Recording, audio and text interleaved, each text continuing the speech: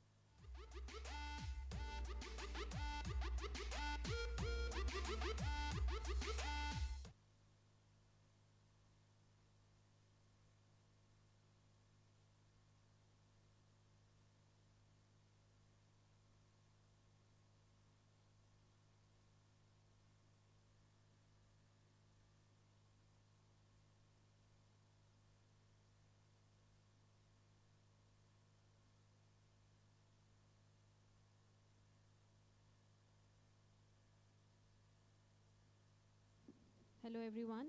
We'll be starting shortly. Please grab your seats and get comfortable. We have an incredible evening ahead.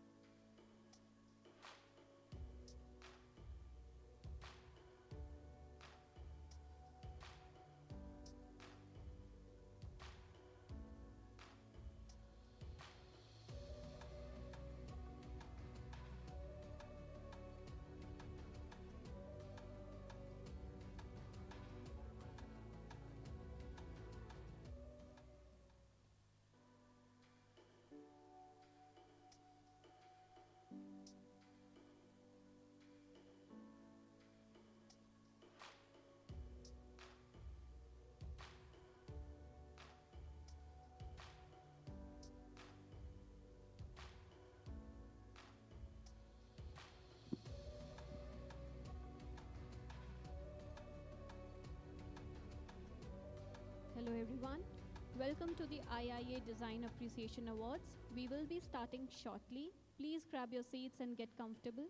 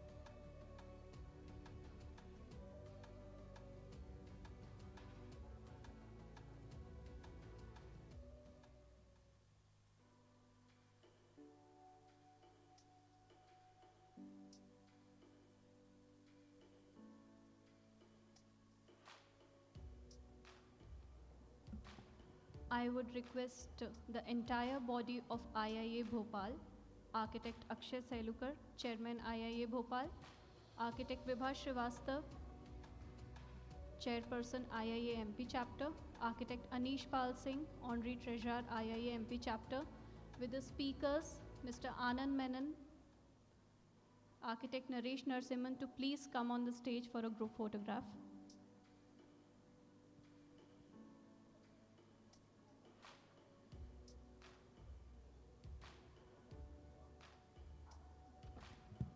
Architect Kamal Roop Singh, Architect Divya Singhal, Architect Rahul Tiwari, Architect Wasim Mohammed, Architect Ashutosh Nema. Please come on the stage for the group photograph, please.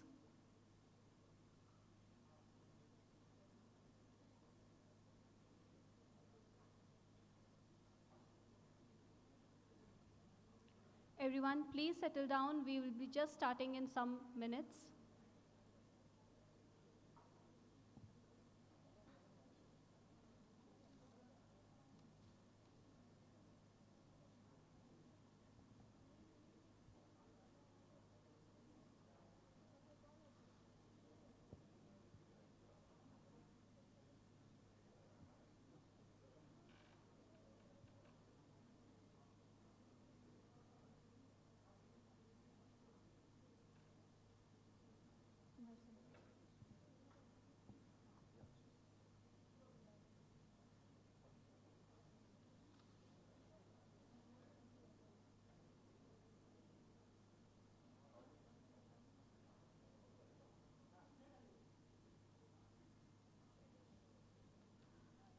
I would also request Mr. Pramesh Mehta from Jaquar team to please come on the stage.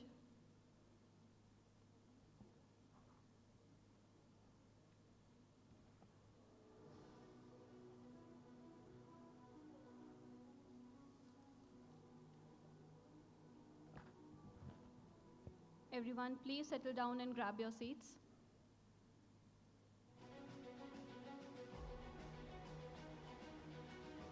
A big round of applause to all our esteemed guests and the entire team of IIA Bhopal, please.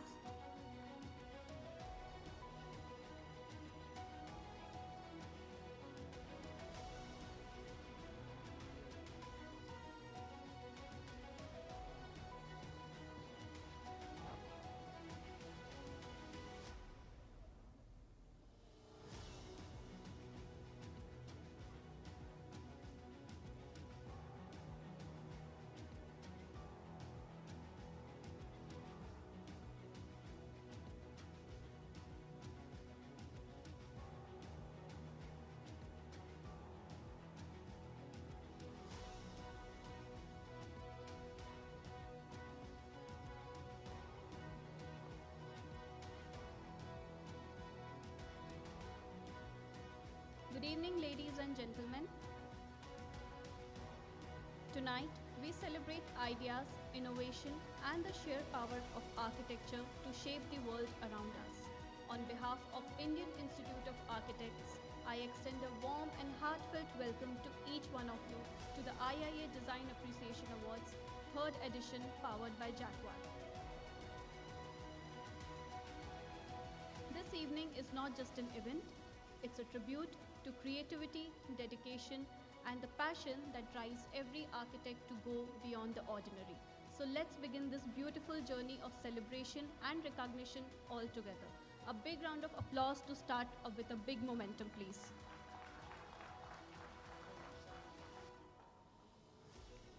I would request everyone to please stand up for the national anthem.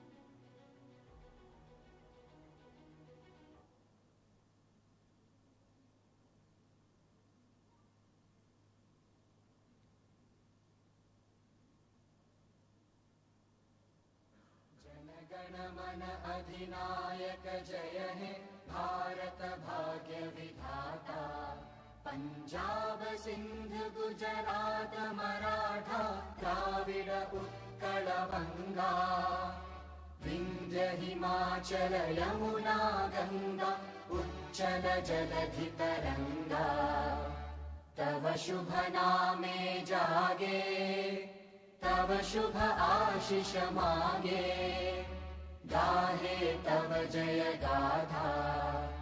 Jana Gana मंगलदायक जय हे भारत भाग्य विधाता। जय हे जय हे जय हे, जय जय जय जय हे। Thank you, everyone. Now, to officially mark the beginning of this beautiful evening, we now move to the moment of auspicious lamp lighting ceremony. I would like to invite Architect Akshay Selukar, Chairman IIA Bhopal, our esteemed jury members, Architect Rajiv Verma, Architect Dinesh Belgaonkar, Architect B.N. Tripathi, Dr. Yogesh Garg, and Architect Vibha Srivastav, Chairperson IIA MP Chapter. I would also request the speakers, Architect Anand Menon, Architect Aparna Narasimhan, and Architect Naresh Narasimhan to join us for the lamp lighting ceremony, please. या कुन्देन्दुतुषार हारधवला। Ladies and gentlemen, let's welcome them with a warm round of applause as they grace the evening and light the lamp.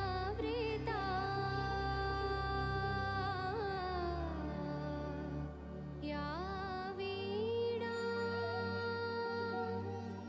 वरदण्डमण्डितकरा।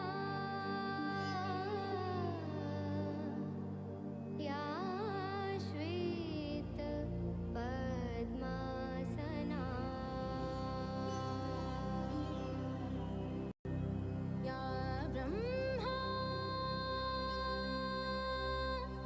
Achyut Thank you to all our esteemed guests for gracing the evening with your presence. प्रभृति भीर्देवै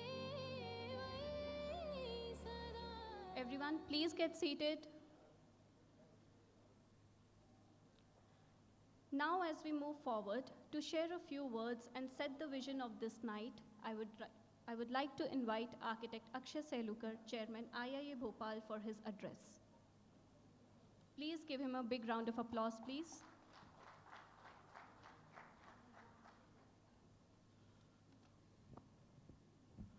Good evening, everyone.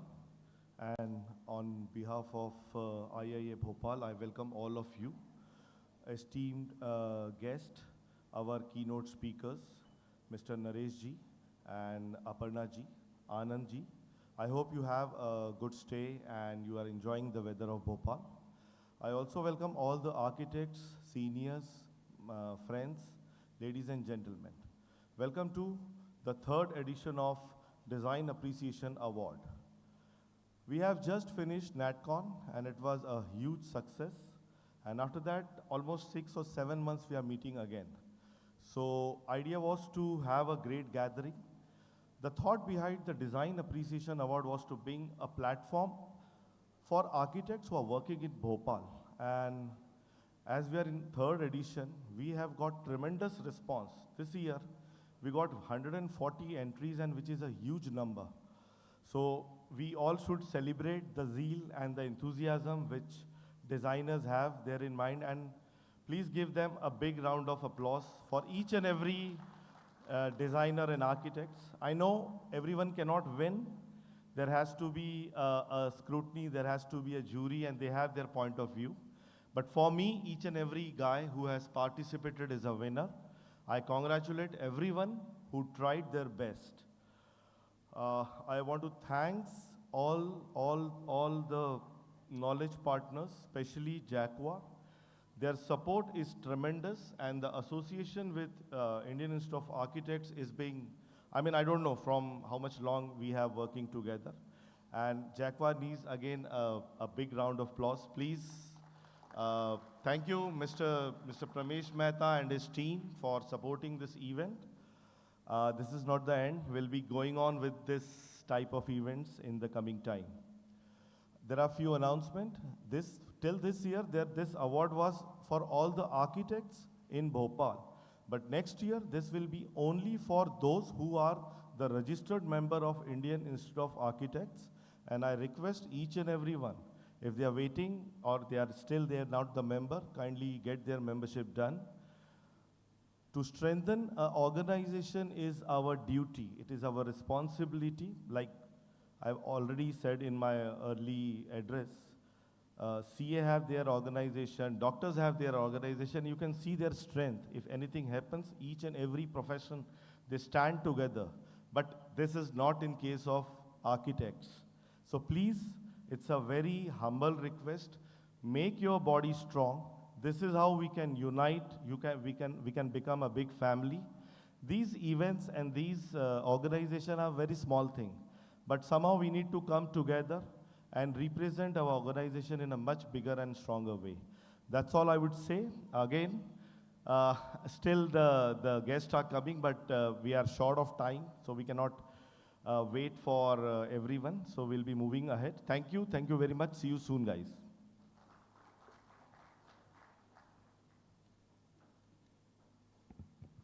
Thank you so much, Architect Akshay Selukar, for your inspiring words. Ladies and gentlemen, as we continue the special evening of the IIA Design Appreciation Awards, 3rd edition powered by Jaquar, it's now time to acknowledge the esteemed minds who evaluated every project with absolute integrity and deep design sensibility. I will now request Architect Anish Pal Singh, Honorary Treasurer, IIA MP Chapter, to please join me on stage. Architect Anish Pal Singh is a practicing architect with over 28 years of experience and has been a key coordinator of jury since the inception of these awards. A big round of applause as he joins us on the stage, please.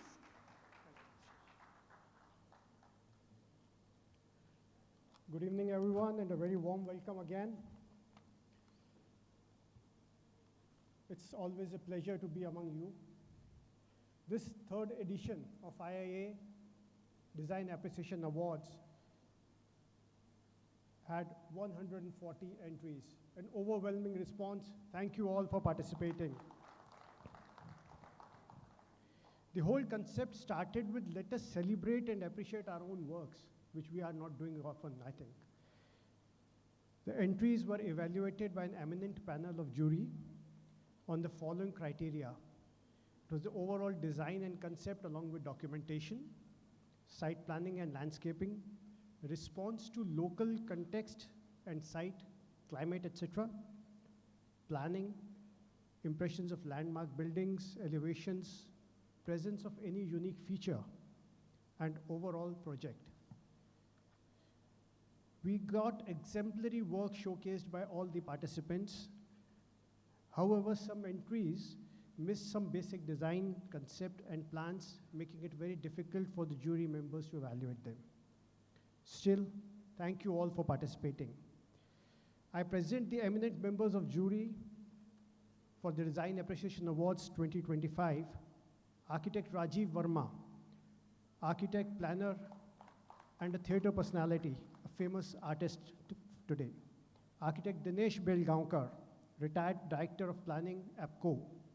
Architect B.N. Tripathi, retired Additional Director, Town and Country Planning, Bhopal. Dr. Yogesh Garg, Professor, Department of Architecture and Planning, Manet, Bhopal. And Architect Vibha Shrivastava, a practicing architect, planner, and Honorable Chairperson of IIA MP Chapter. May I request the jury members to please be on the dais. Akshay, can you please escort the jury members? We are missing Architect Rajiv Verma and Architect B.N. Tripathi today. They are busy in some other works.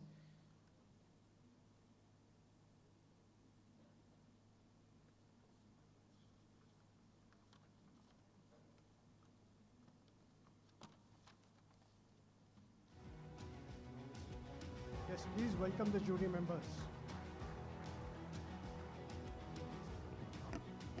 Thank you so much, Architect Anish Pal Singh, for that wonderful introduction. And now I request the following dignitaries to kindly join us on the stage for jury felicitation. Ladies and gentlemen, let's honor our esteemed jury with a warm round of applause as we proceed with their felicitation. Architect Akshay Selukar to felicitate Architect Vibha Shrivastava, Chairperson IIA MP Chapter. architect Anish Pal Singh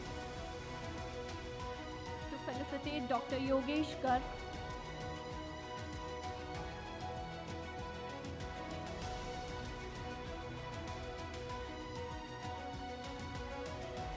a big round of applause, everyone.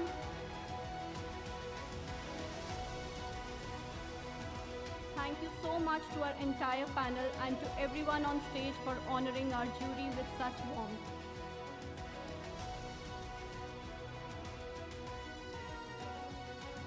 Jury members, we request you to please be on the stage.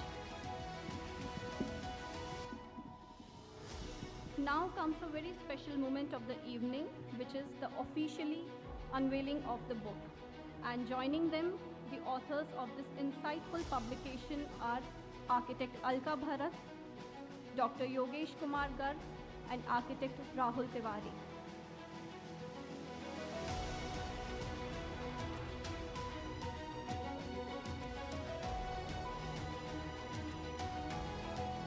Tonight they unveil their book titled Urban Resilience and Mobility, Building Safe, Sustainable and Adaptive Cities. A concise yet powerful exploration of how cities can prepare, adapt and evolve with smarter planning, safer mobility and sustainable urban design. Can we have the books, please?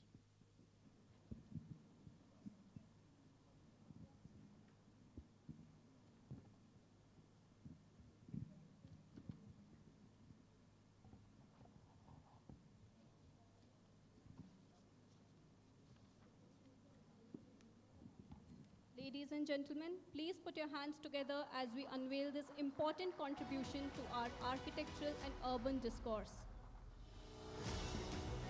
A big round of applause, please.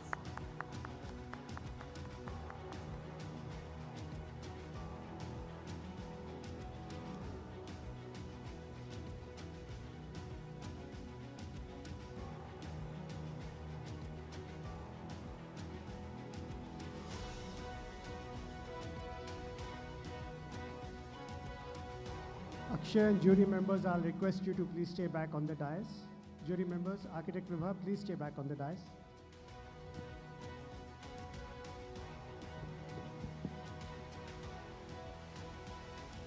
Now it's time for one of the most special moments of this evening, the Lifetime Achievement Award.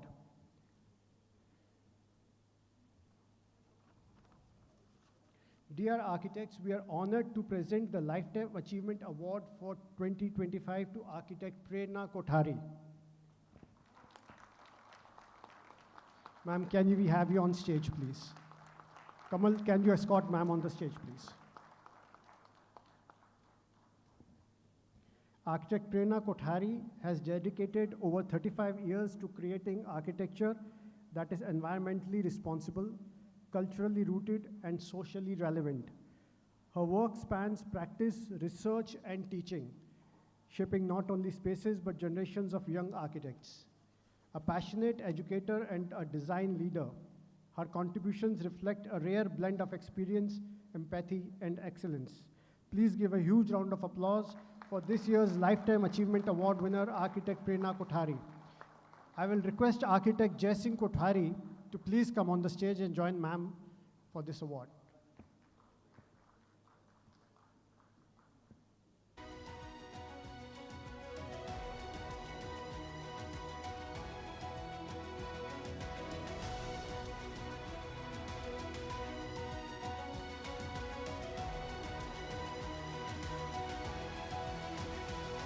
Come on everyone, it is Lifetime Achievement Award. It surely deserves more.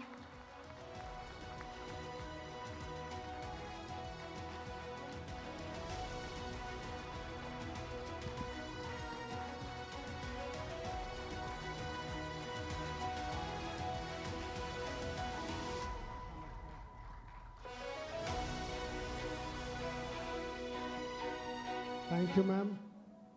I will request you to please share a few moments of your journey in architecture.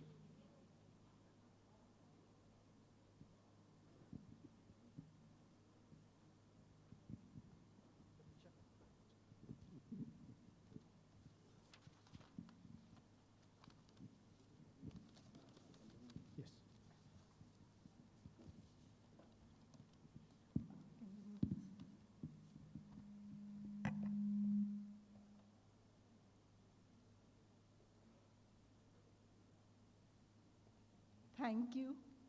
Thank you very much. Today I'm overwhelmed to receive this Lifetime Achievement Award given by the III Chapter Bhopal.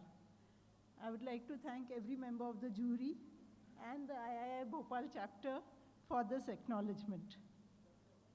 I especially want to thank my husband Jai Singh Kothari for always standing beside me through thick and thin in this journey. A special thanks to my family and friends for their patience and support. In architecture, family needs to have a lot of patience for the entire process as students and as even after we start practicing. Today in the audience, actually it's just like being with my architectural fraternity. It's nothing that I need to talk about. We've all gone through the journey together. But if I had to pick up one special thing which I really enjoyed through these years, it has been my interaction with the students, which I have had the opportunity to interact with quite a few students in a few decades of teaching. That has been my most memorable and highlighting experience during this journey. And even while interacting with the students, what I enjoyed more than the classroom teaching was the interactions outside the classroom. Like we call the informal spaces, the informal interactions, discussions over a cup of tea, interactions in the canteen, interactions during site visits, which later translated into interactions at home. Students would come over, we would just discuss. And I would even go to the extent of saying that a lot of my learning has happened with these interactions. The students, the questions they would come up with, and the young minds, they're always full of so many questions. So just trying to answer those questions, I've learned a lot. In the process of telling them the answers, trying to find answers for them, my learning has happened. So I'm very grateful to all my students, apart from all the professionals and the family, for being such a strong part of my architectural journey. Thank you so much.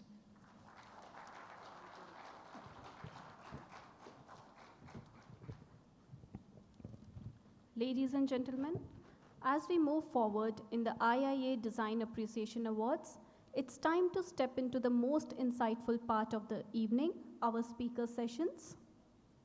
I would like to invite architect Anand Menon from AD&D Studio.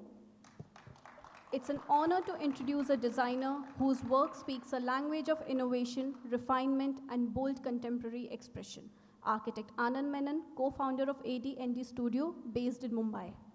A kaleidoscope creates a certain amount of dynamism, which challenges the static, thus permitting a dialogue of possibilities. At AD&D, co-founded by architect Anand Menon and architect Shobhan Kothari, the partnership has encouraged dialogue on design possibilities and challenges that come with it, thus creating visually striking spaces delivered within the parameters of pragmatics. Architect Anand, can we please have you on stage? Please put your hands together for architect Menon as he takes over the stage to present his insights.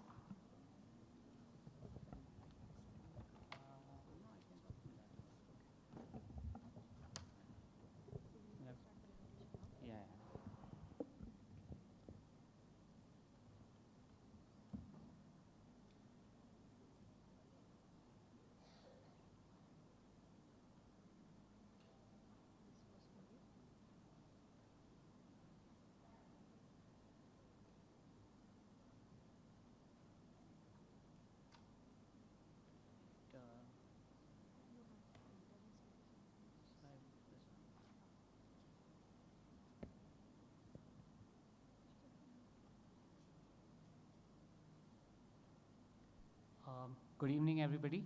I would like to take this opportunity to thank IIA Bhopal for this opportunity to present our work to you all. I'm going to be taking you all through two projects. One of them being a residential uh, rural home that we've done in Alibag.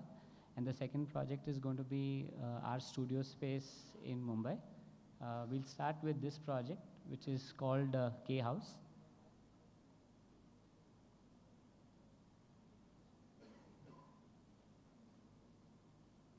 Is this working? Is this on? Okay, it's okay. Mumbai and Alibag, a tale of contrasts. Mumbai sprints, its glass towers and narrow lanes blur ambition and chaos. Yet across the Arabian Sea lies Alibag, where time slows, waves replace horns, and second homes offer quiet refuge, a retreat from velocity into stillness.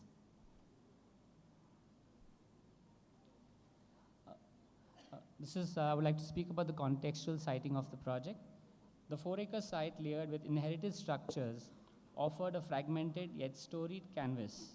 We chose to listen, not erase, retaining original placements and composing a cohesive spatial rhythm. Environmental studies, guided openings, and landscaped gestures, letting light, shadow, and water to animate the architecture. This is just to give you a quick reference point of the project as we had inherited it.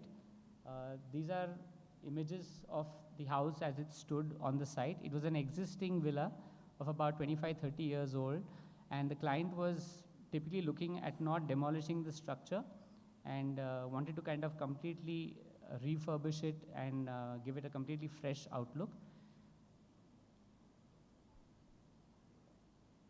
This is just to give you a glimpse of what the project was transformed into.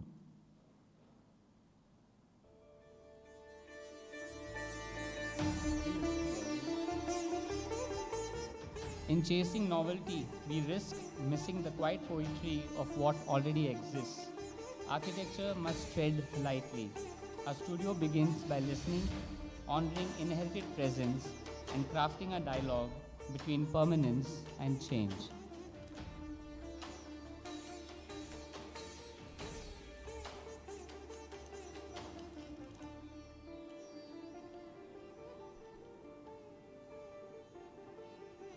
The new structure builds upon the old, not over it. Architecture becomes a bridge linking memory with evolving needs. Readaptive reuse emerges as empathy, inviting the past to coexist with the present, honoring time's layered imprint.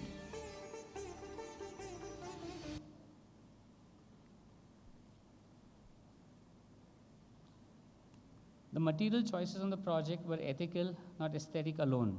Locally sourced stone, timber, and earth grounded the architecture in place and craft. Each texture carries intention. Architecture as a quiet celebration of locality, care, and conviction. Architecture here is felt, not just seen. Voids breathe like pauses in music, charged with grace and anticipation. The built form listens, allowing light, shadow, and emotion to flow. It invites rather than encloses. The 4-acre site arrived with memory, a main house, a clubhouse, paddock, and staff quarters, quite witnesses to a lived past. We chose to listen, not overwrite. Interventions like the boat dock, the tea pond, walking gardens, and pool were calibrations, extending the site's latent rhythms and choreographing new rituals of leisure and reflection. This was no tabula rasa, but a palimpsest, an act of attunement where contemporary gestures layer over inherited traces, letting the site evolve without erasure and speak anew.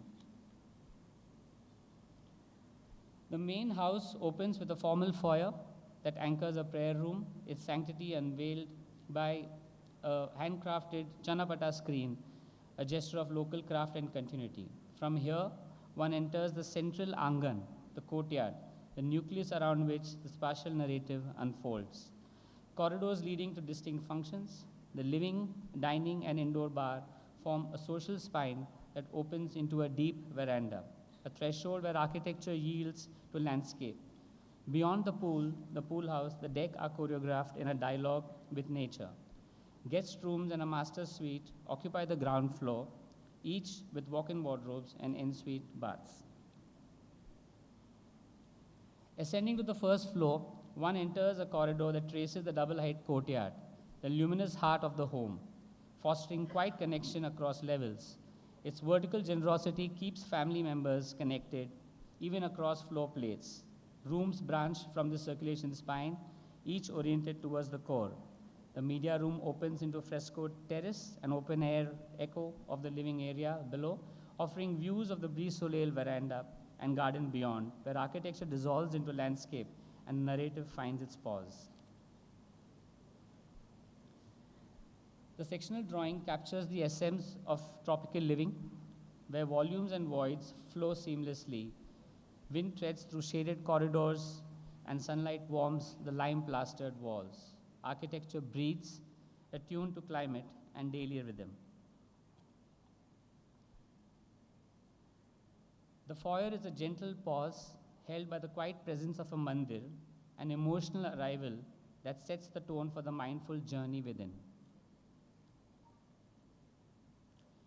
The courtyard is the home's heartbeat, its spatial crescendo. Light dances, shadows stretch, and moods shift with time. It anchors life, inviting reflection and rhythm. The living room invites connection, framed by views and thoughtful seating.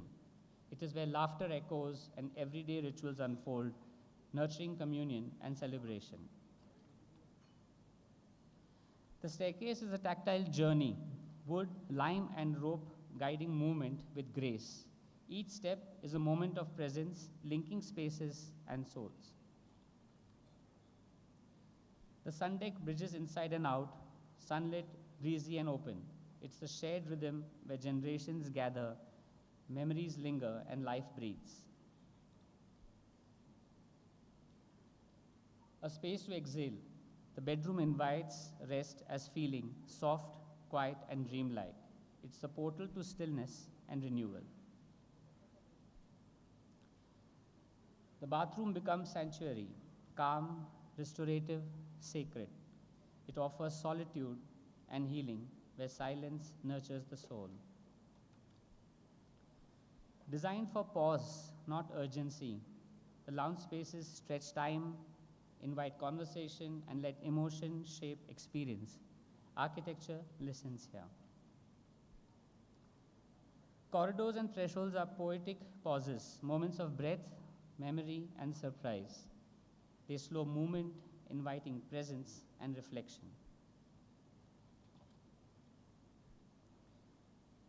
Art and sculpture become narrative form as feeling, material as a metaphor.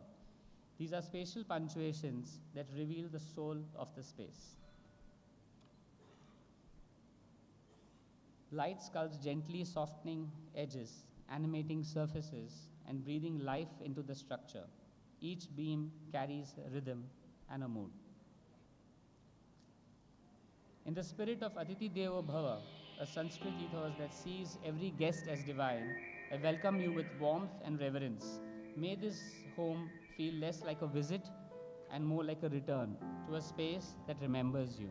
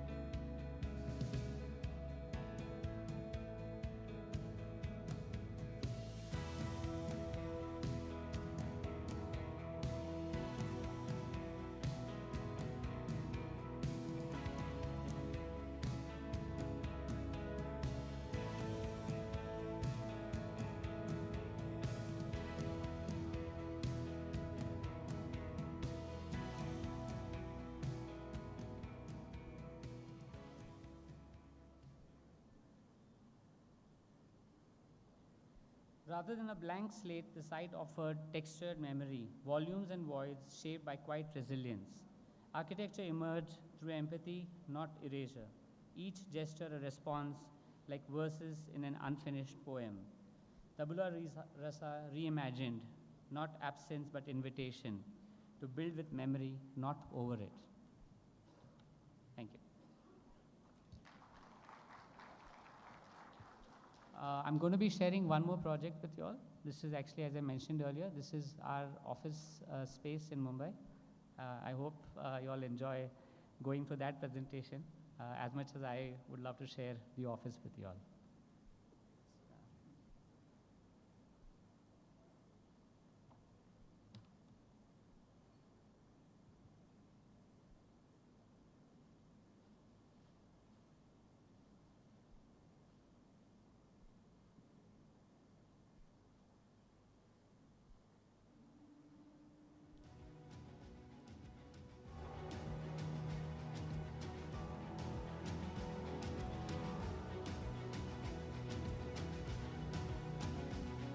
Not our music. In Mumbai's western suburbs, a pre-independence biscuit factory, named after the adjacent Parle station, grew into a beloved national brand. A century later, we have inherited this industrial relic and transformed it into our studio. Through adaptive reuse, the space now bridges legacy and contemporary imagination. Every detail honors its layered past, allowing history to breathe within a renewed creative rhythm. Could you just check? I think the audio of this was not playing. It's okay.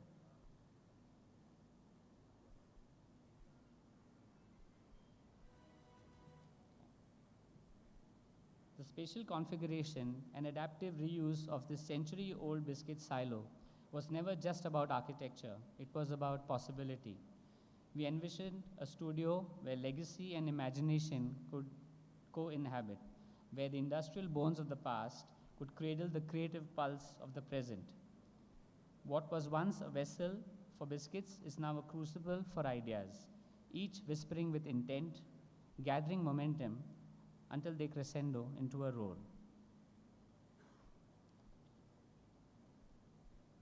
I just want to share with you again, this is the space as it was inherited by us. It was a building which is close to about 100 years old, and this part of the factory was lying decrepit for the last 8 years, and it was finally made available for lease. So this was the state that it was inherited in. Again, just a quick peep into what we've transformed the space into.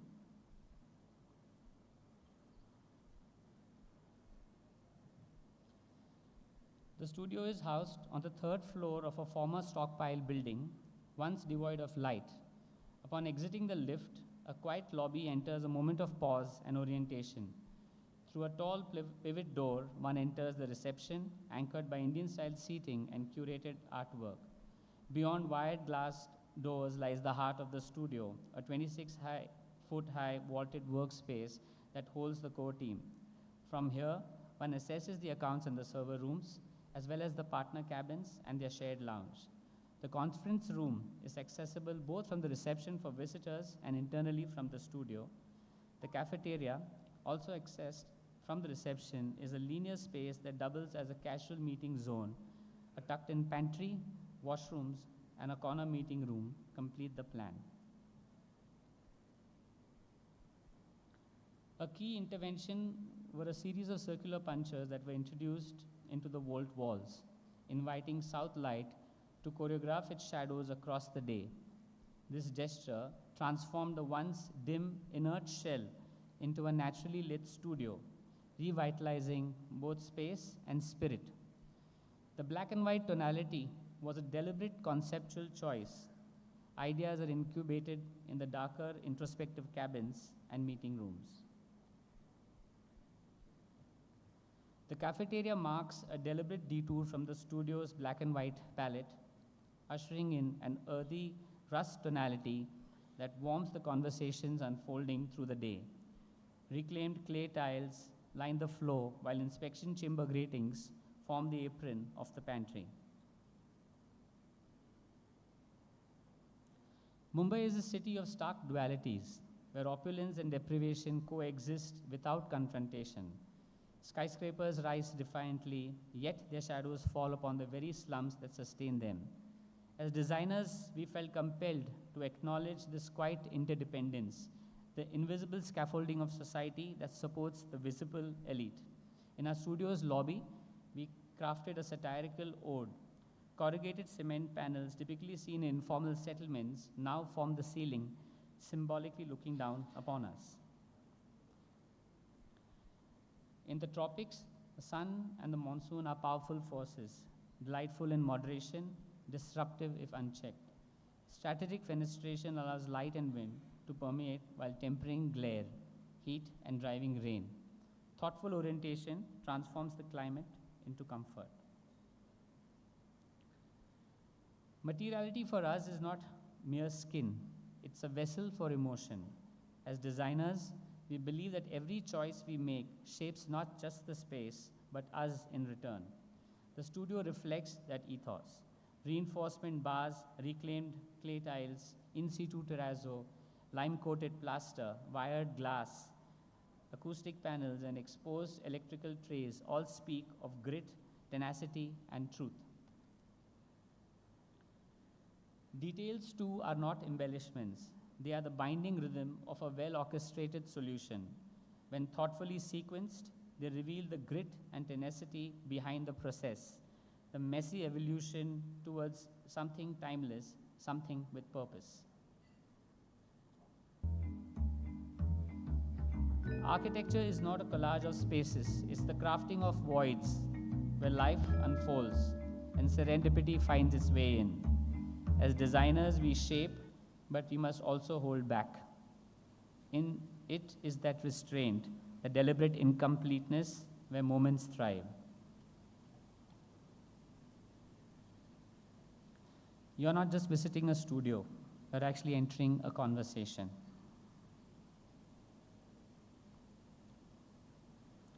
We've left room for you. Come shape the silence.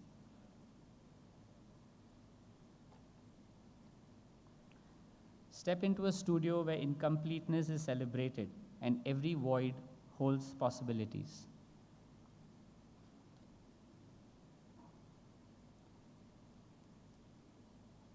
You're entering a space shaped by stories, some told, some waiting to be told.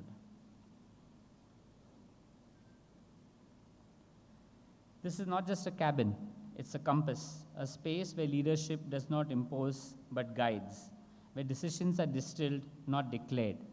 The palette is restrained, the light deliberates because clarity thrives in quiet.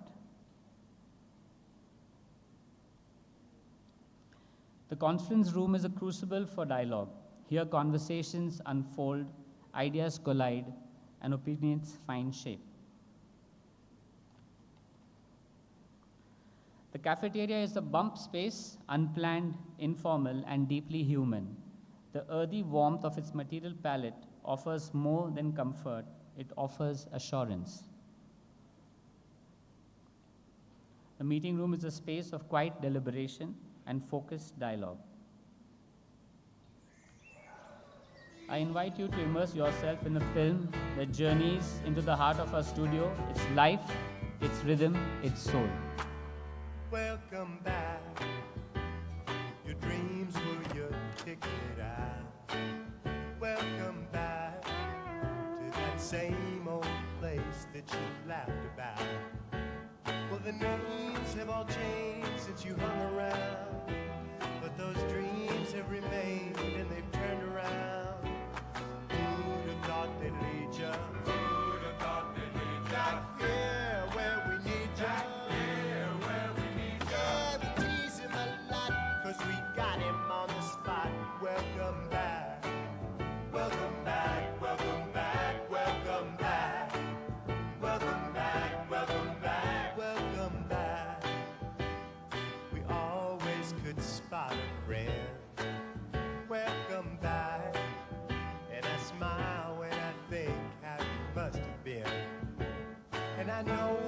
the scene you were learning in? Was there something that made you come back again? And what could ever lead you? What could ever lead you? Back here where we need you. Back here where we need you. Yeah, we tease him a lot, 'cause we got him on the spot. Welcome back. Welcome back, welcome back, welcome back. Welcome back, welcome back, welcome back.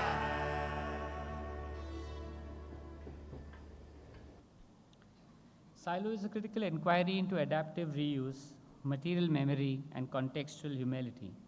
Transforming an abandoned factory space, the project engaged with its industrial past as a site of layered narratives and enduring craft. Thank you so much.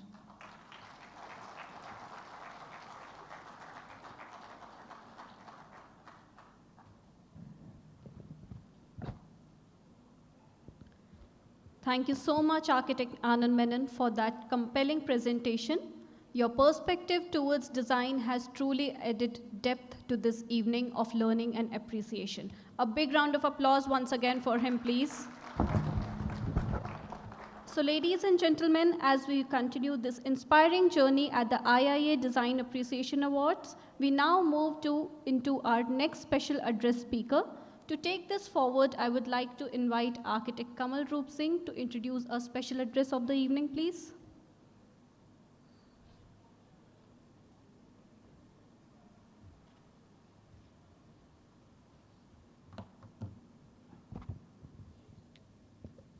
Good evening, everyone, and what a wonderful presentation given by Anand. I mean, you truly deserve a big round of applause. I mean, so I was personally in his office, in his studio a couple of months back, and I mean, all of us should be inspired to build such kind of studios and workspaces, I mean, which are really inspirational for architects like, I mean, everyone, like all of us.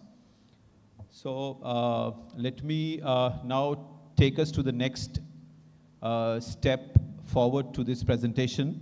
And so it's an honor to introduce an architect whose work has reshaped the way we experience space, context, and the built environment. Our speaker today is a globally acclaimed architect known for creating architecture that is both timeless and deeply rooted in place. With a career spanning of more than 3 decades, our guest has constantly pushed the boundaries of contemporary architecture.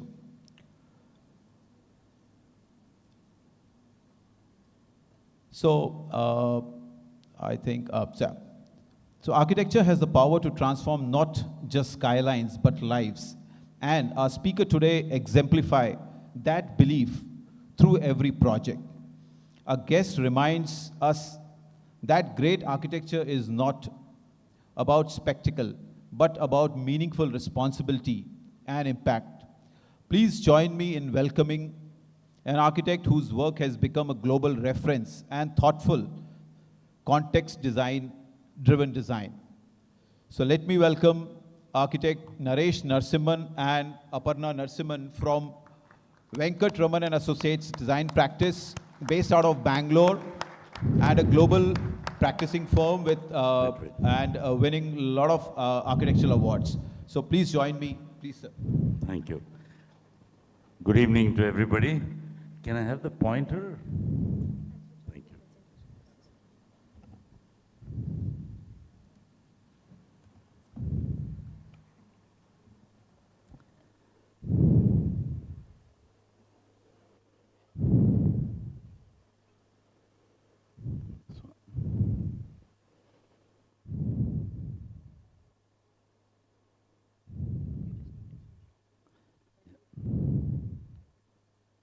Switch.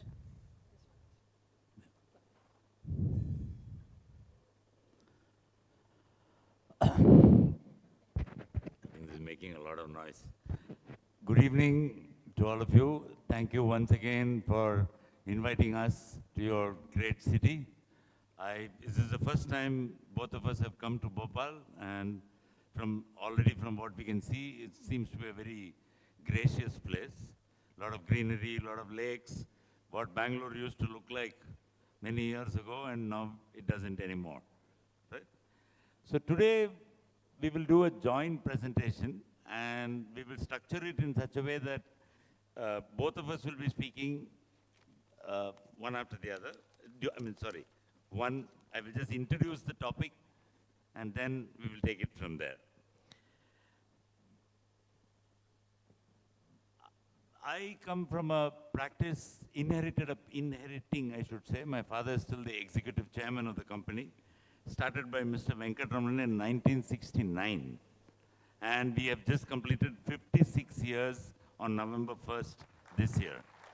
It's the oldest continuous firm in practice now in South India, which is never unbroken firm. There are firms which are older than us, which have got reconstituted into other entities. We are the only unbroken one. And it is also my 40th year in the practice. So I've been in the, I can't believe it, but since I joined the firm in 1985, I've just completed 40 years in the practice. So we are a largish practice. We're about close to 300 people operating from Bangalore. We have an office in, large office in Pune. We have a smaller office in Chennai. And we operate all over India. And a little bit overseas also. So I'll walk you through that. And today we will talk about how a large practice like this still manages to stay relevant.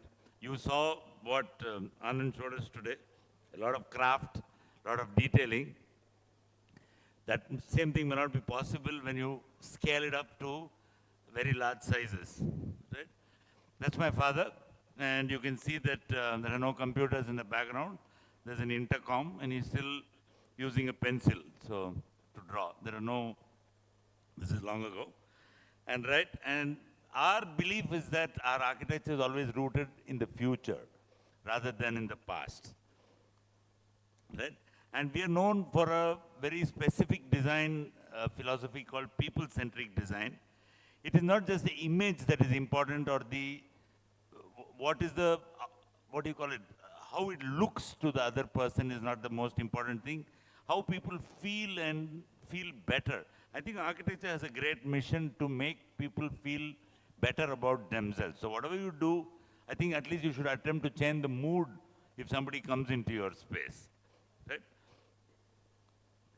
And we pride ourselves on being fundamentally innovative. Recently, we have also moved in the last 10 years into urban design and into, to some extent, curiously, as of last year, I think I'm the only architect firm in the whole country now to do infrastructure design. So because I always tell people that what do architects do anyway, right? We we get a series of requirements, we organize it into a brief, then we make a set of three-dimensional volumes. You saw that very well in the last presentation. You organize a sequence of spaces, right? And then what do? You call the engineers, right? You don't know how to do structural engineering. You don't know how to do the electrical distribution. You use your common sense, and then you call a bunch of engineers and tell them, see, this is how I organize these volumes. Now make it look like that and make it work like that. So I started asking the question, why do engineers have to do flyovers? They do a terrible job of it, okay? And they don't even think, and not only that, they focus on the vehicular component of it. And have you ever seen a flyover with a footpath on it? I mean, it's such a simple thing to ask, right? Or some greenery on it. No, it's always the utilitarian way. Have you ever seen a stormwater channel which you could use as a park? Not possible. Okay, so I started asking the question saying that if I can do the same thing with buildings, why can't I do it with? I'll show you some examples as we go along, right? This is the broad picture of the firm. As I said, we're about 56 years old. We are working in about 45 locations, actually nothing in Bhopal. But I have one project in Shadol. That's the only project in, and my father has built a cinema theater in Jabalpur. That's about it. We have never worked here, but mostly all over Western India, most of Southern India, a little bit of Northern India, and also in Calcutta, and quite a lot in Bhubaneswar. So we are surrounding all of you, but some of you have never come to your city. So our philosophy of our practice, I would say that is actually, we had a whole mission statement, but what Francis Carey says in his Pritzker Prize address, saying that how do you create an architecture practice which is simultaneously local and global, and towards a performative architecture which is very focused on process. How do you do it? And I think this is I thought this was a great statement. And how do you do a architecture which is both? Right? And I would like to invite my partner, Aparna Narasimhan, on the stage to walk you through what this firm went through in its early years. Come. Yeah, only this button. Yeah. Good evening, everybody. So, yeah, as Francis Carey's quote you must have seen right now, what I'd like to say is Venkatramanan Associates, when you say that, ours is the only firm, one of the firms which we don't think we have a style. We don't have an architectural style. You don't see a building and say, oh, this must be by VA. And that's because ours is not a photogenic image kind of a focus. The buildings that we do are more experiential and what the people feel and how functional it is and how easy it is for the life of the building to stay on. So that's been our drive. Bangalore, when I say Bangalore, the first thing that comes to everyone's mind is that, oh yeah,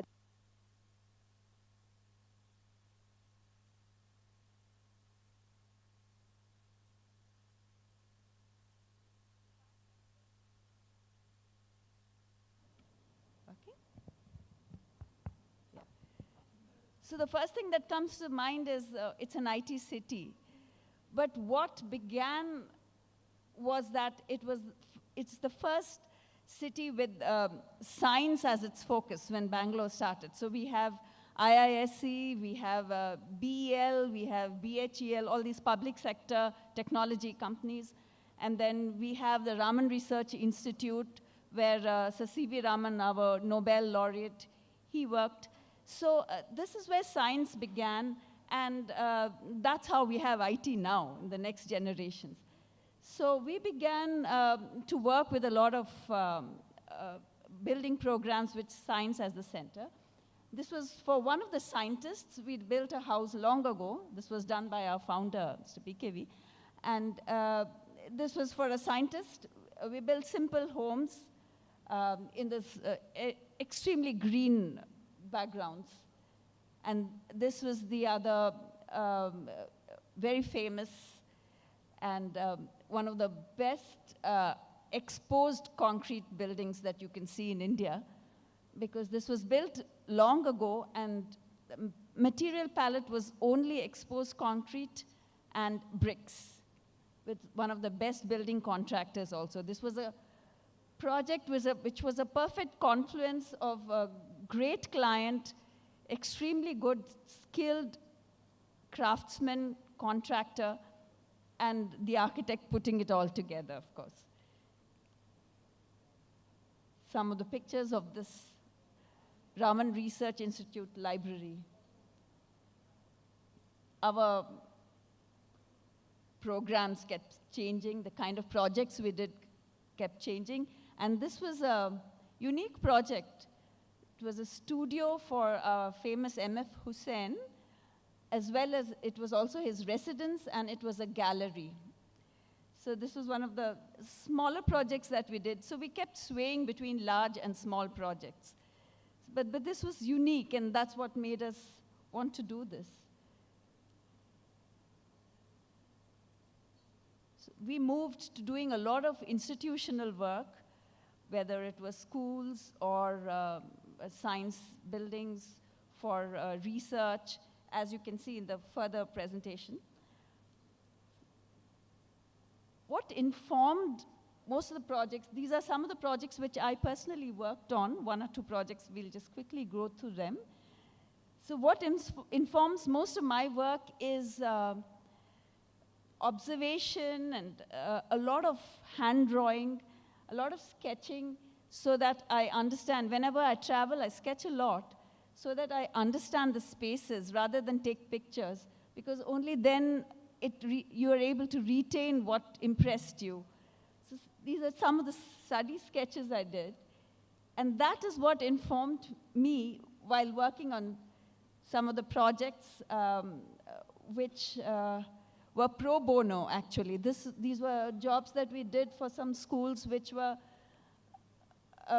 which had a tight budget. So we worked on them pro bono. And so I didn't have the luxury of working with the entire CAD team of our office. I worked on them with the same sketches, which became also working drawings, which we could then give to the site. So we have a lot of CAD experts here, but this was what I call PAD, pencil-aided design. So a lot of hand-drawn drawings. This was art education area for a school called the Valley School in Bangalore. And so topography, as you can see, there's a sharp drop in the site. And there was an amphitheater and this beautiful banyan tree at the background. So what we decided was to have a series of, the program worked around courtyards. One courtyard was along the contours and one was against the contours. So how the spaces pan out would be very clear here. Sorry.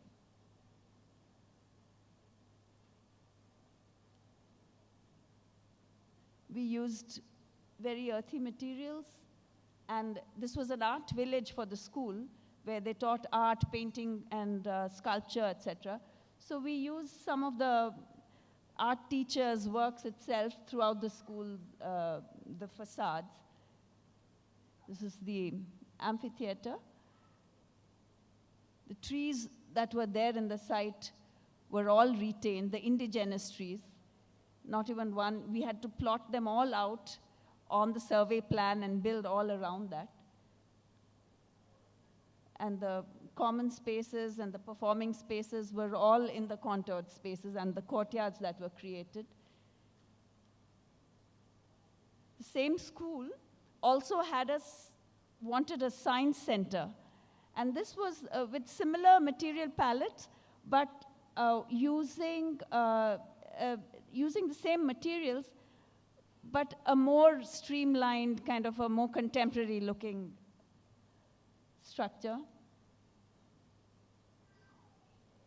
You have the kind of program we reinterpreted, because the school was a very new age kind of a school where the students were encouraged to question and explore. So the classrooms there were many indoor and outdoor classrooms. And as you can see in some of the pictures here, these were assembly areas or classrooms. There were classes also held here, and the whole school would gather also for an assembly sometimes here. Some of the very tactile and very simple materials. This was the biology lab classroom, and the lab was adjoining this. I think from here I will hand it over to Naresh to take it over to the rest of the projects. Come. Hello. Hey.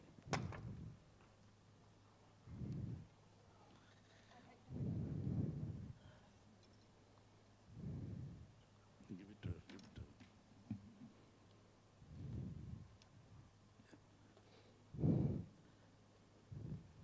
Yeah.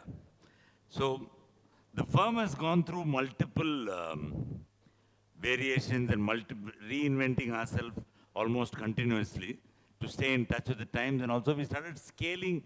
Bangalore went through a huge real estate boom in the early 90s. You know, most people think Bangalore is the same age as Infosys. You know, Infosys started in 91 as the main thing. And it went through a huge boom. And curiously, we were already about 30, 40 people at that time. And a lot of that work came to us, right? And we also started doing a lot of work for IT campuses. A lot of American companies started setting up laboratories in Bangalore. This is one of the biggest laboratories of this American corporation called General Electric, GE, as you all know. And they built their research center in India. This is the photograph that was just completed. Now you can't see it at all because there's so much greenery has grown up there, right? And Infosys gave us a lot of, Infosys, we are the only architects in India. No, I made a big mistake, I should have learned from Steve Jobs. I invented that word software park. All of you use that word all the time. But this was the very first one, and I should have patented it. So everybody would have paid me royalty afterwards. So it became a common word. But the idea of building set in a park-like setting, that was the idea. And this was Infosys in Pune, as well as we've done Bangalore, as well as Bhubaneswar. We're also the architects of Wipro, and we're also the architects of TCS. All the three major companies. Initially, because we sort of cracked how to do a tech park very, very early. Right? And we also curiously diversified into heavy industrial projects. Again, mostly done by engineering firms. So you can see the evolution of it. Still looks like a very engineering building, but first we had to learn how to do it. This is one of the largest factories ever built in India. And curiously, it was my first project in an industrial, we have never done large industrial projects. I don't know why they gave it to us, but they did. You should not question the client too much when they say you do it. Okay, so it is almost about, the funny part of this building is it's 26 lakh square feet. And every Volkswagen car you see in India comes from this factory. And to say it in square feet doesn't make sense. The building is 1.2 kilometers long and half a kilometer wide. That's the size of it. And it produces almost all the cars, as I said. This was Infosys in Bhubaneswar. And we also diversified heavily into mixed-use projects. So this project, for instance, Brigade Gateway, this is the headquarters of Amazon in India. Every single stuff you buy from Amazon has to go through this building at some point. It is also a shopping mall, and it's also a 2,000 apartment complex. It also has a hospital, it also has a school, and it also has a 5-star hotel there. And it's an unusual mixed-up mixed-use complex. And the best part of it is it's an ungated community. The most interesting part for me was the central part, which is actually sewage water recycled lake. It's a lake, artificial lake. And you see the promenade in front with the fountains, that is completely free for anybody at 24/7 as a public space. It's like a private public space. Right? We've also done quite a few laboratories, about close to 75 of them in India. This was one of our latest ones, the pharmaceutical company in Pune, finished to world-class standards. See, that's the tragedy of India.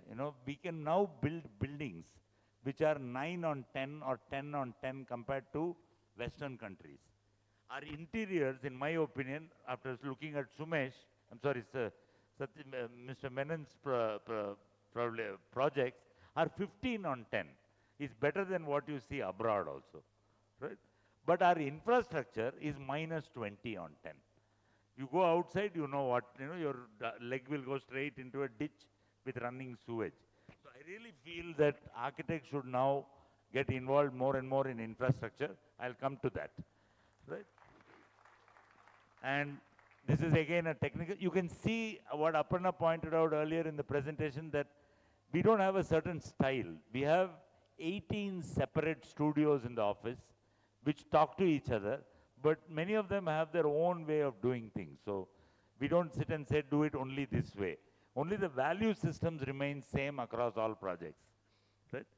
This is a very large project. I think one of the projects Aparna worked on also earlier on. It's a very large mixed-use project called Prestige Falcon City, which again is ground plus 32 floor housing. a giant shopping mall, and also a big theater, which has been put there. And this is the shopping mall's inside, a very nicely done shopping mall in the heart of Bangalore, right? This is this 1,000-seat theater, which is built as part of the complex. This is again a laboratory that we have just completed in Bombay using an unusual sunscreen material for a company called United Phosphorus, UPL, in Mulund in Bombay, using a single rod with exposed bricks as a sunscreen, as well as a combination of a metal mesh, right? And recently we won an award for this project.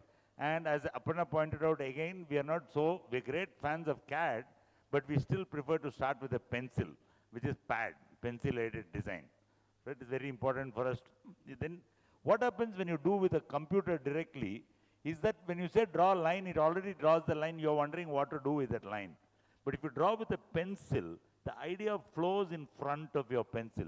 You know when to make that line stop, and you know when to make it turn. However, even if you're a young person, it's important to know that. Right? And this is how my partner, Ravindra, I think he was here a couple of years back to make a presentation. This is one of his sketches. He's an incredible knows in drawings. At this level, it is perfectly to scale. You can actually just draft on top of that, and you'll get a plan, right? And this is the initial thought process behind the project. It is a theater for a company which we are already the architect for, a software company in Pune, which they wanted a theater cum dining space, right? And that's what it looks like from the sky. It's completed. The entire thing is a brick vault, curiously held together by extremely strong adhesive. You'll see it now. That's what it looks like. It's all made of, the entire thing is a brick wall. There's no concrete at all in the entire structure, right? That is their office building in the back. We also finished it with very, very nice material, simply earthy material. And you can see that the bricks are clad both on the inside and the outside, and that's how it's done, right? The whole thing, what you see there is not cement, but it's adhesive. It's a high performance adhesive created by Pidilite and another manufacturer, and it just has this thing, and it's cladded on both sides with this material, right?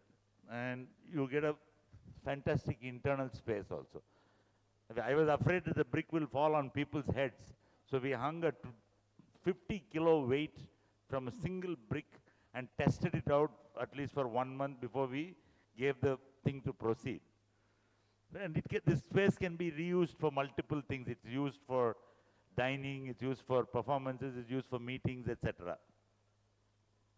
We also recently completed a software development center for the Boeing Corporation in Bangalore.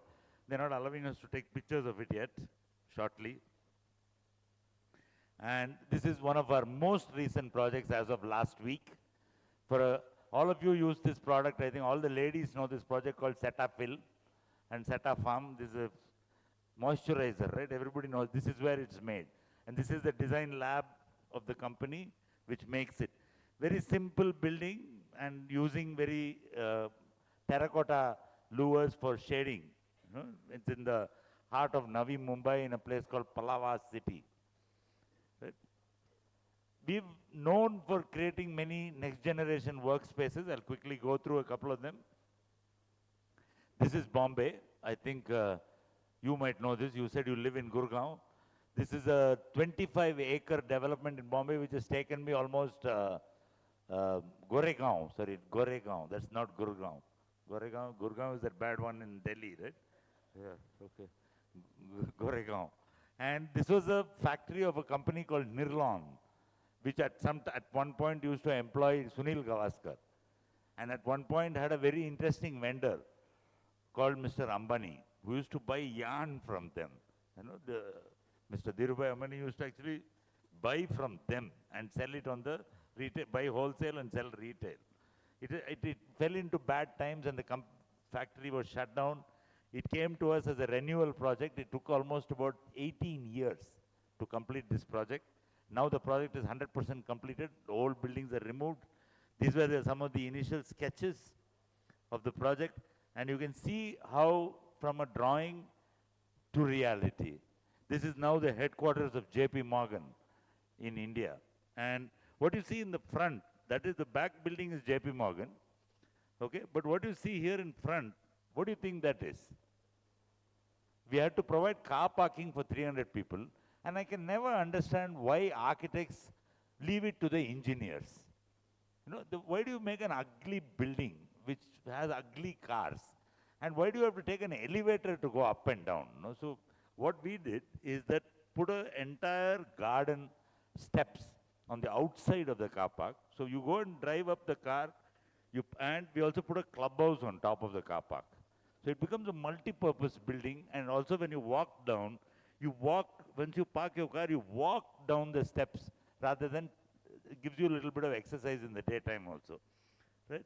All the other buildings are occupied by very big companies like Deutsche Bank and TCS. It's one of the most successful, and it's difficult to believe that this building on the right is almost 10 years old than that. And the finished quality is that good, that it looks very, very nice. Right? We also kept a little bit of the old cooling towers to remind people that it was a industry at one point, without actually not fiddling with it too much. We converted it into a bar, right? And it's a cool bar, actually. You should go and check it out. In the evening, it's open to everyone. Again, the same philosophy that I spoke about.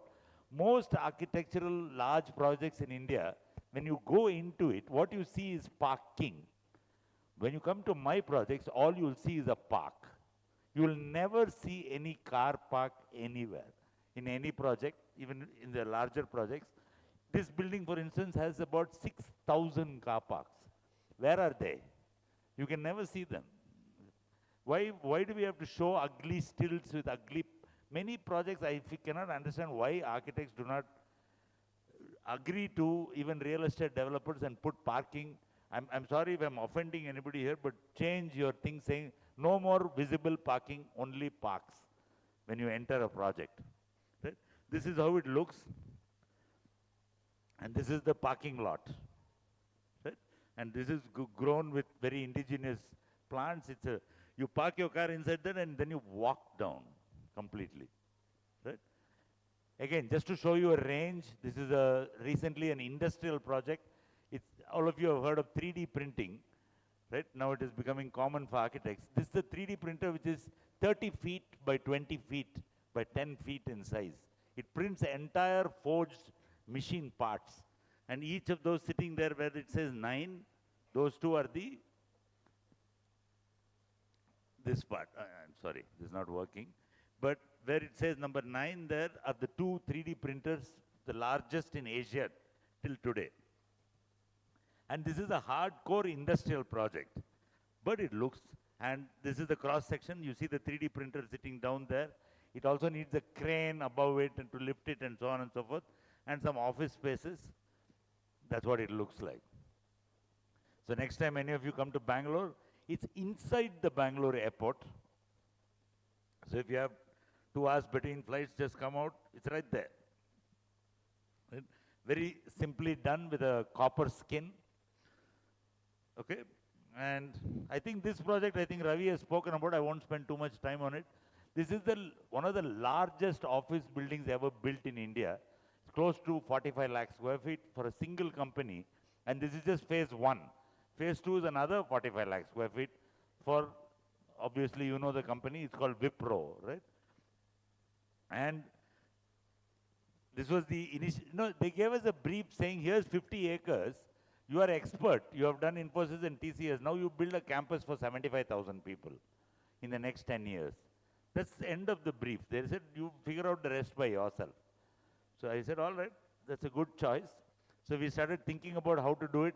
And one of the things that came across was that the personality of the owner, Mr. Premji, is a very frugal, very down-to-earth and not a show-off kind of businessman who believes in very strong set of value systems in terms of how he runs his company.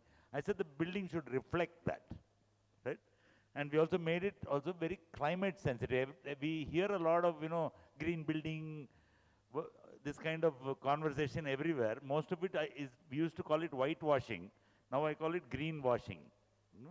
It's the new version of whitewashing. So I said, how do you make a really resilient, complex building which actually proves that you can use this, whether it be orientation or material or whatever it is at this scale. Okay, and I'm glad to say we have succeeded by one simple trick which I can do in Bangalore. 49% of the building is not air conditioned at all. Right, it's completely open. And so I don't get a LEED certificate because LEED only gives you a certificate if you use a LEED certified product. So there are no products. If there's no AC, what are you going to do? So this was the original sketch of it. That's the actuality. It's finished. It's completed and occupied. Huge building, huge project. Works very well. Again, where's the car parking? It's not there at all. It's there. It has car parking for 11,000 cars. And you cannot even see it. Right? But it has a queuing system also. Right? That's what it looks like. Beautiful green campus. Slowly, it's just getting the green is just kicking in. You'll see more and more as the days go by. And the entire lower levels and the dining levels are completely non-air conditioned at all. And even the floors, every unit, you can control the AC. For every 100 people, you can switch it on or off. All the windows are openable. Right? So it's possible to do a highly complex environment like this. Right? And this is what the landscape looks like.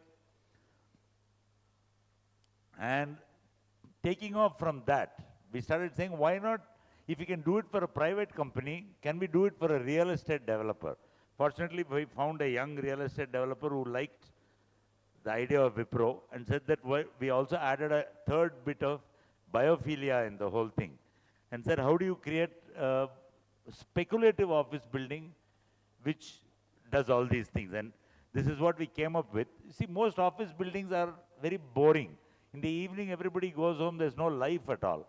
So we told the developer, the entire ground floor, let's make it into a public space with restaurants, with shops, with amenities and so on. So the entire ground floor now has not, anyway, office guys don't like being on the ground floor. They want to be on the upper floor. So this has become like we have a fitness center. We have everything in the ground floor of this building. And we also added for the first time in India almost, vertical, we don't have enough roof space to put solar. And we usually get stuck with less than 10% solar in most buildings. But now there's a new technology available where you can, in the window, vertical window, you can have a solar panel. And it's transparent. You see is the first building in India now with a vertical solar completely, and the building is very well shaded otherwise. That's what it looked like in the 3D view, and that's what it looks like when you enter it. The building is almost completed. We will show you renderings of it soon. And you can see that it's very suitable to Bangalore, a lot of terraces, greenery, and so on. Right? Similarly, we are doing similar office buildings. I'm just going to end here by saying that, simple office buildings like for this company called Prestige, where again we try to bring in a simple office thing, but a very nice common space with a lot of terraces and greenery. Okay, now we come to the most interesting part, the studio that I head. I told you we have 18 studios. I head the 18th studio, which is an urban design studio, which is 100% pro bono. And I think all architects should do this again. I started off by saying CSR, 2% of my company profit will go to this urban design. But now we have come to such a stage that 10% of revenue of VA is now supporting. Bangalore as a city and India as a city gave me everything, right? Gave us everything. Just like probably Indore has done for you or Madhya Pradesh has done for you all. What is it that we are giving back to this city? And I think we are good at design. We know how to work with people. We know how to work. So I started saying that let's give it back to Bangalore, what we have gained from them, gained from the city. Pro bono, the Latin word pro bono publico means for the public good. Without any, if actually it's a liberating experience for an architect. All the time we are cribbing saying we are not getting paid enough fees, right? What if there's no fees at all? It's curiously highly liberating. And curiously, it's not as unselfish as you think, because if you don't charge fees, then when working with government becomes a lot easier, and the government comes on, you both come on same side of the table, rather than across the table. And projects actually get done. This was a street in the heart of Bangalore. Has anybody been to Bangalore here? How many people? And have you seen Church Street? It's a parallel street to MG Road. It has 70 bars and restaurants. And this was the condition of the street 8 years ago. If I could make you smell it, all of you would run away. It's also sewage, broken sewage. And this is typical India street everywhere. India busy street. How can you make a difference to this? And that was the question, right? And when I dug it, there was one Patal Bhairavi also sitting there, one demon. And we barely know what is there above the ground in India, in a mapping sense, the public realm. If you dig it underground, you see that is sewage, which is leaking. The blue thing is the information superhighway broadband. There are 6 HT cables running there with 22 kilowatt power. It's only 9 inches below the road. If you by mistake step on that 22 kilovolt cable, you don't need even a cremation. You will just go in a puff of smoke like that.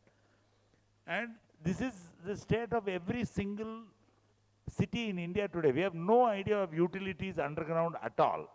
And I said this is impossible, so I cut everything. Some future archaeologists will wonder why there are so many cut cables under this road. And I said, let's replace it. Why do you need 8 22 kilovolt cables for a 1 kilometer road? You need 1 on either side. That means 2 cables. So I told the government, this is not possible. Let's cut it. And this is at 6:30 in the morning. Keep your eye on the Starbucks sign. This is what it looked like.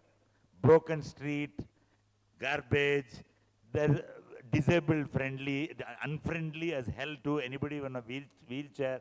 That's another important thing in our life, that there are a lot of people with disabilities in India which are completely excluded from public life, which is a terrible thing. Only architects can fix this, right? And look at the Starbucks sign, and I made it look like that. It's a dramatic transformation. It's probably one of the best streets in India. You will see that it's a consistent 2-meter minimum footpath with ramps everywhere, and you also see the red disabled-friendly pathway, which both for blind people. For this 1 kilometer, people with 6 kinds of disabilities can navigate it without any assistance. That is an important thing to do. And what looked like this was the condition I inherited the street in, and you can see the amount of food joints. Bangalore is known for bars. We have 4,000 bars in Bangalore, and about 50 of them are on this one street. And it's actually the best street in the Bangalore for the 15 to 25 age demographic. Instead of going inside a air-conditioned shopping mall, we have a naturally air-conditioned city. The temperature never goes above 27 most of the time. And it's open to air, and it had nice trees. Why not make this into a pleasurable experience? And that looks like that now. So my point is, it's hard engineering. What you see here is only 10% of the solution. What you don't see is, we keep talking about placemaking and let us do all this and all that. Placemaking in India won't work unless you come up with an idea. Instead of infrastructure, architects should do infraculture. You bring a culture. See, what is under the street is 80% of the cost of what you see on top. And you see there are separate ducts for power. It's well designed for stormwater drain. It also got OFC, water supply.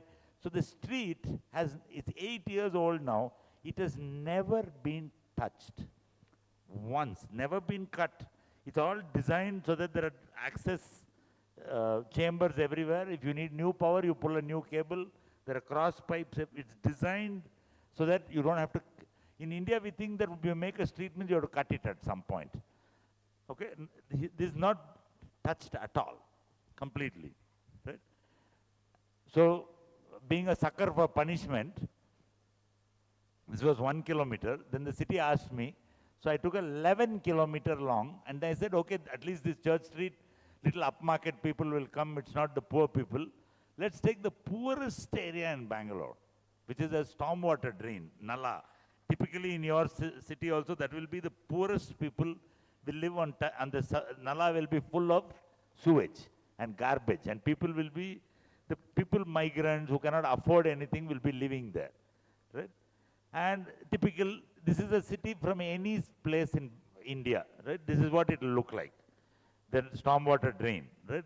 It will be impacted silt, full of rotten solid waste people throw into it thinking it's a kachra thing.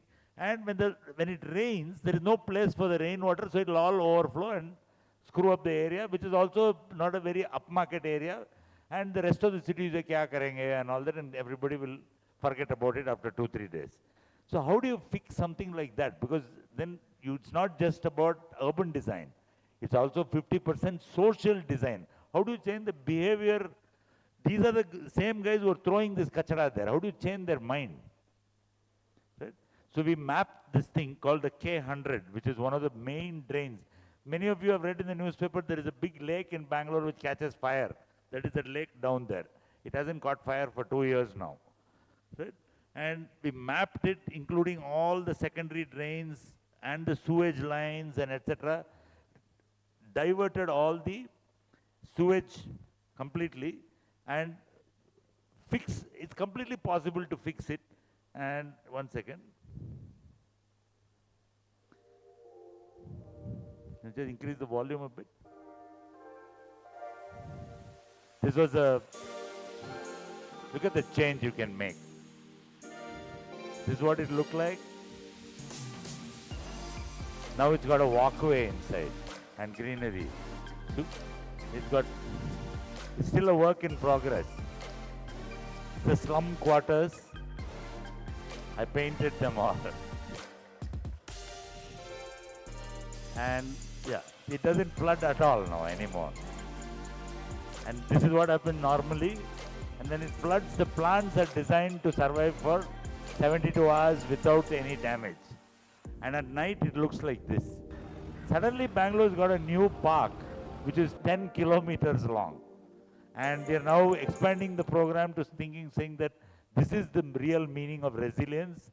We have got a website, please check it out, called Building, and these lessons are applicable for any city in India. Right? This was the conceptual idea presented to the government. There is a bus stand there and this was the drain, and said, let's make a park out of anyway it rains only 60 days a year. 300 days a year, why can't we use it as a public space, as an asset?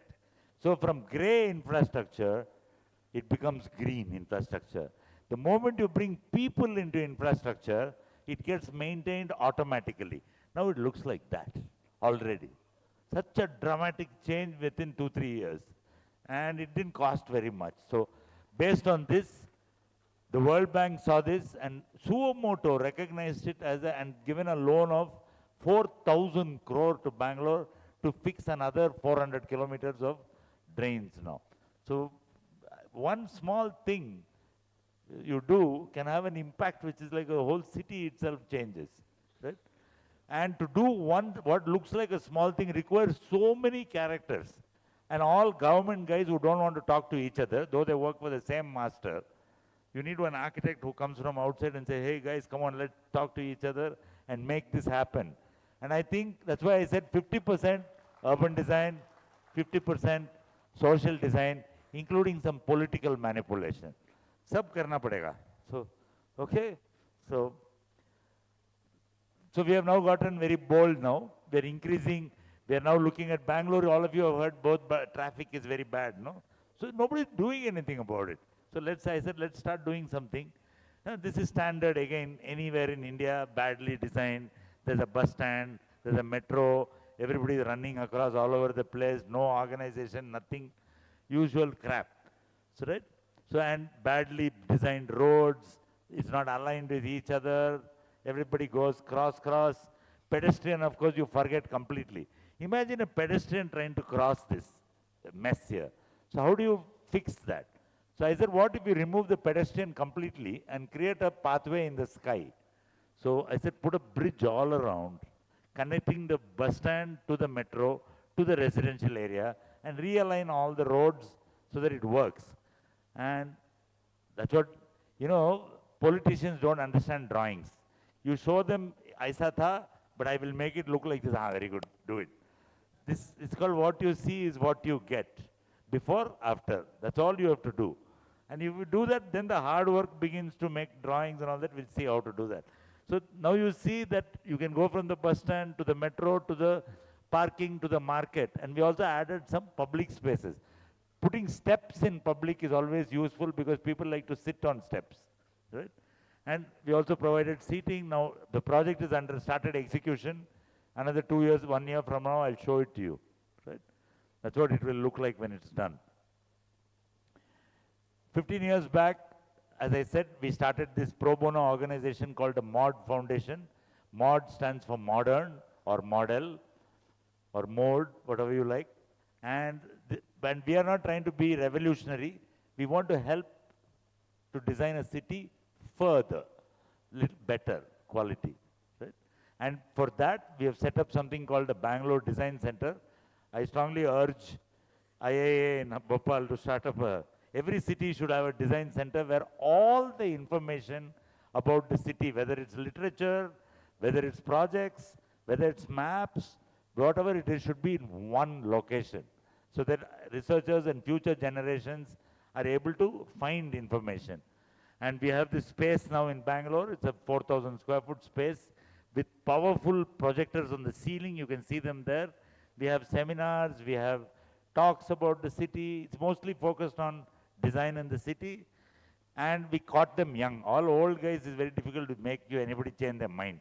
So we started catching really young children and teaching them what is mapping, what is the city. And you'll be surprised at that age, they know where they live in the city. They're able to, we have these powerful projectors on the ceiling which project the map of the city on the floor and can zoom in and zoom out like that. It shows the history of the city. And these kids are able to find out everything. And we have running programs continuously, right? So I'd like to end here by saying, I think I've exceeded time by 7 minutes, okay? Sorry.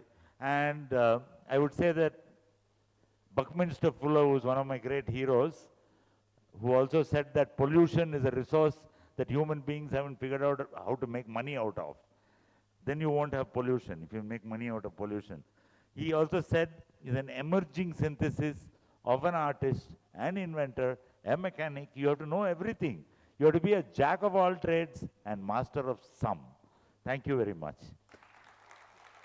I'd like to end here by saying, if you'd like to take out your phones and do a QR code, you are welcome to pick up. There are many talks I've given. You can, one is a link to my firm, and one is a link to our CSR activity. Thank you very much. I don't know whether we have time for a few questions, but after this, okay. Thank you.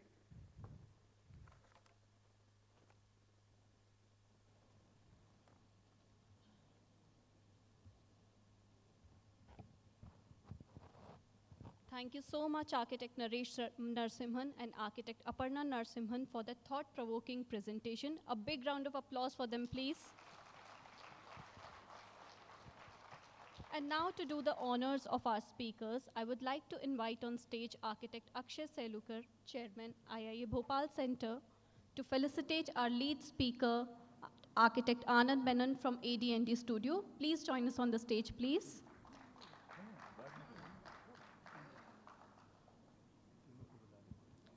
Next, I request Architect Vibha Srivastav, Chairperson, IIA MP Chapter, to kindly felicitate our special address speakers, Architect Naresh Narasimhan and Architect Aparna Narasimhan. Please come to the stage.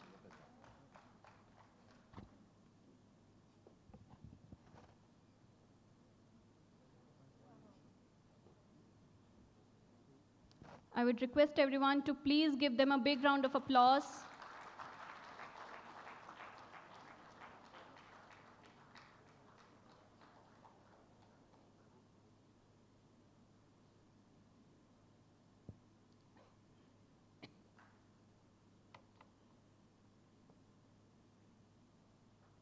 Ladies and gentlemen, please give them a big round of applause and let's keep the momentum going for the evening.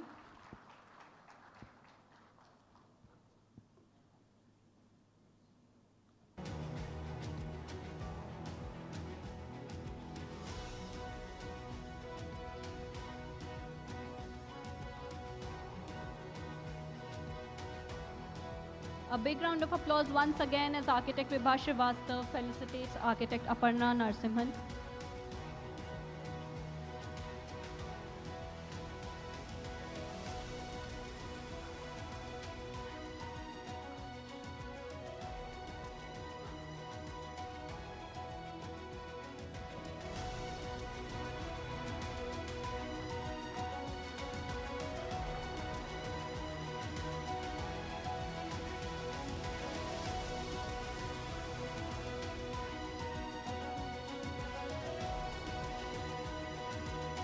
Come on everyone, show some energy and give them a big round of applause for their wonderful presentations once again.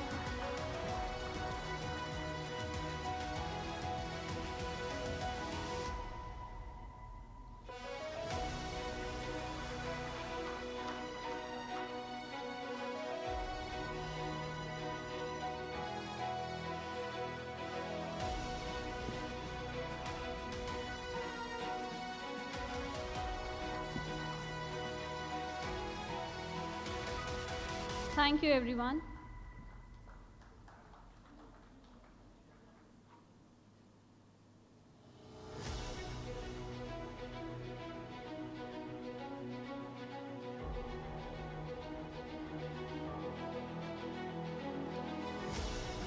Ladies and gentlemen, as we move ahead, it's time to hear from the brand that has been a pillar of support, innovation, and partnership for this celebration of design excellence. I now invite Mr. Pramesh Mehta, General Manager, Jaquar, to take us through Jaquar's design, vision, and commitment. Everyone, please give him a big round of applause as he joins us on the stage, please.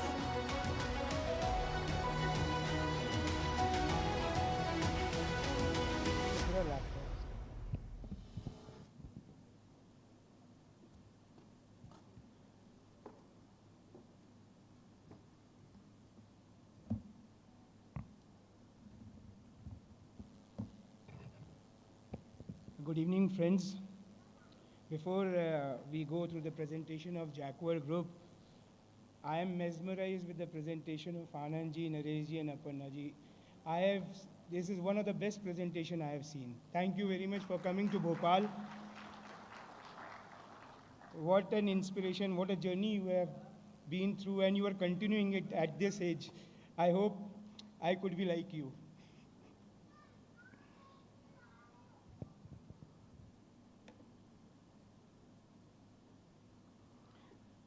I take this opportunity on the behalf of Jaquar Group to architect Akshay Salukar and IIA team Bhopal for making us a part of all these 3 seasons. So, just एक story आपको बताना चाहता हूँ कि अक्षय जी और मैं 10 साल से इसके बारे में बात कर रहे थे कि let's start a designer appreciation night. And after 5 years of lot of debates and how to implement it, and we got it in last 3 years successfully. So thank you IIA team. And Jaquar Group has always supported IIA from decades. So from bottom of my heart, I deeply acknowledge IIA Bhopal chapter. Thank you very much for giving us this opportunity.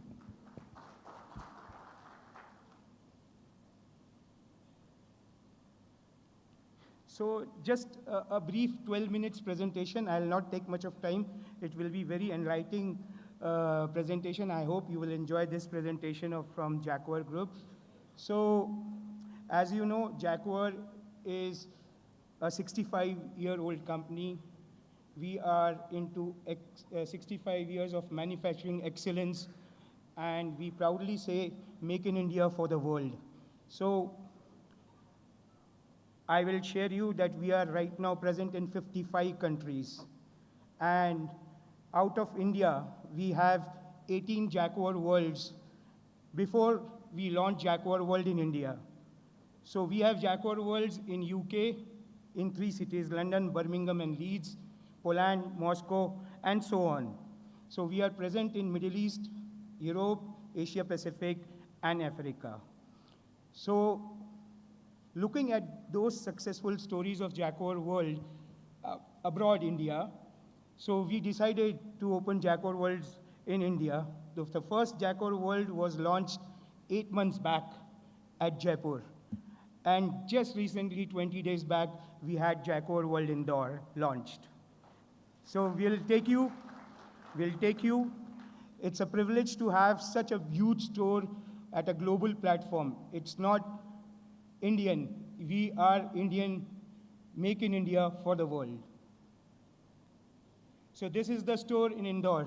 This is a Jaquar World Indoor store spreading across 58,000 square feet construction and with a display area of 34,000 square feet. So we'll take you through a small video.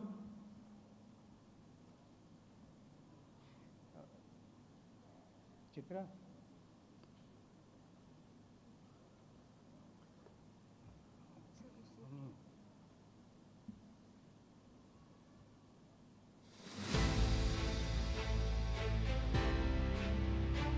Can I have more dim lights and a little bit louder sound?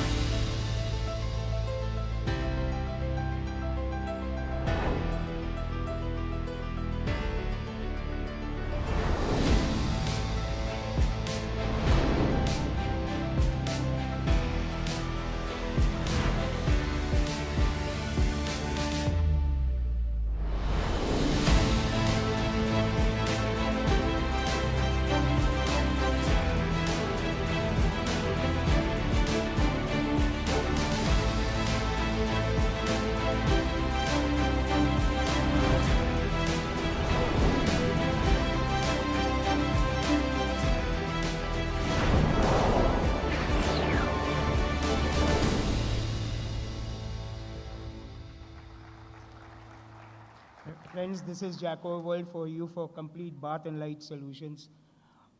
जिन्होंने visit किया है मैं उनका thank you बोलना चाहता हूँ और जिन्होंने नहीं किया मैं उनको इनवाइट करना चाहता हूँ please come to Indore and have an experience of Jaquar world.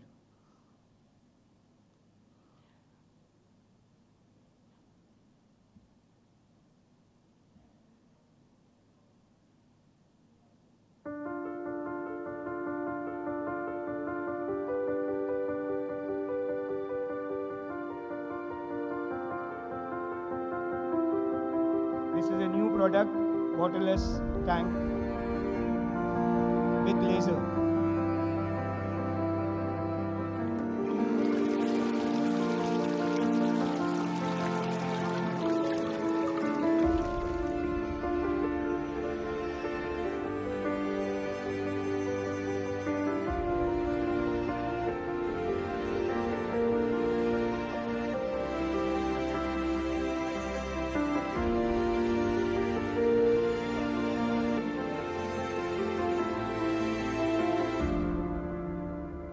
The cost of this product is approximately 20,000 rupees. As I said, we are into complete bath and light solutions. So this is the comprehensive range of lights we offer, from architectural facade to commercial indoor, commercial outdoor, and decorative and switches and smart lighting. So we are complete bath and light solution. Again, so we are not a glass manufacturer, we are a shower enclosure specialist. So these are the various ranges we have in our portfolio, more than 50 plus shower enclosure in our ranges.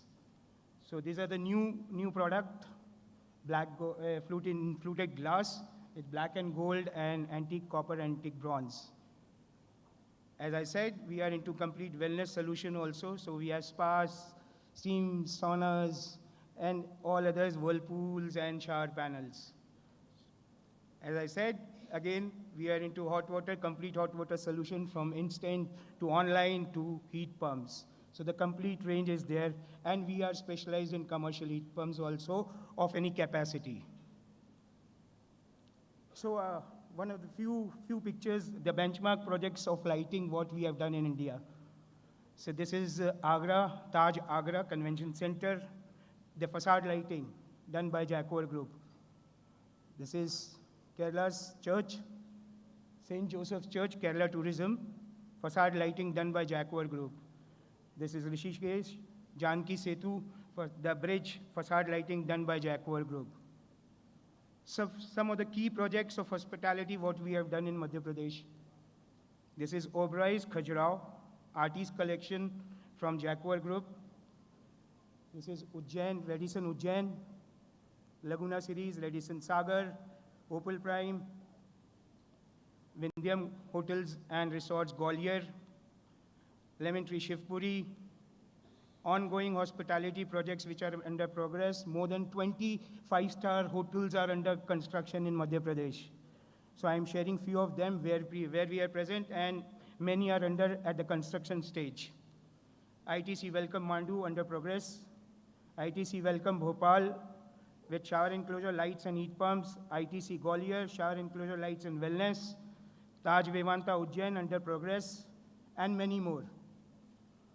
So from here, friends, my colleague will take it up for our luxury brand called Artis. Few slides of that. Please enjoy this presentation. Thank you so much. I am Pramesh Mehta.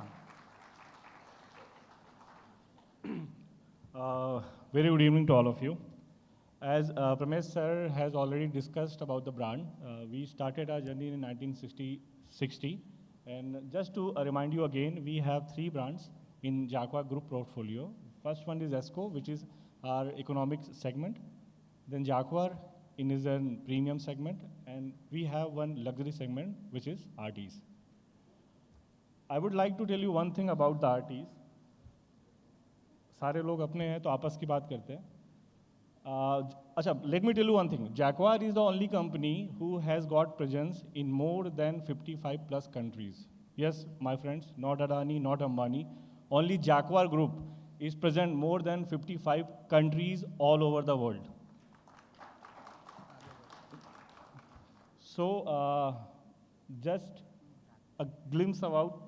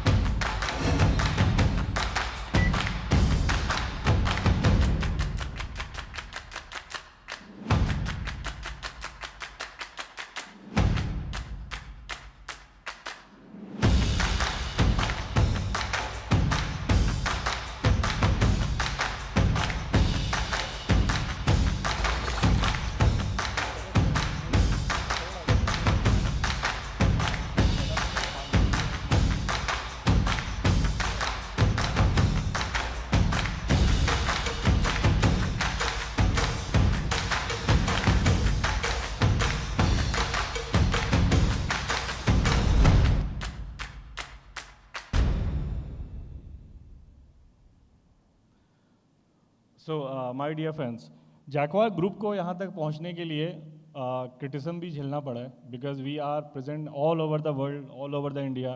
We are undisputed market leaders since last 15 years. We have got 60% market share of the bathing industry.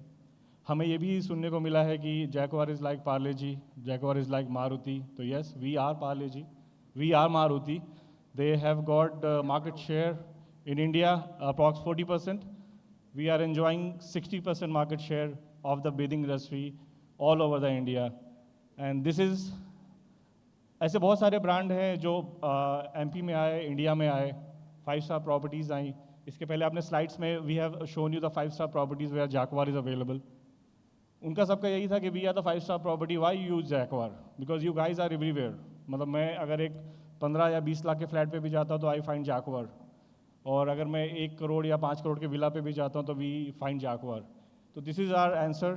We have launch in 2008 a luxury segment of Jaquar Group, which is RTs. This is the complete portfolio of RTs. Faucets, showers, ceramic and stone basins. Yes, we are having the wellness concept in each and every category of RTs.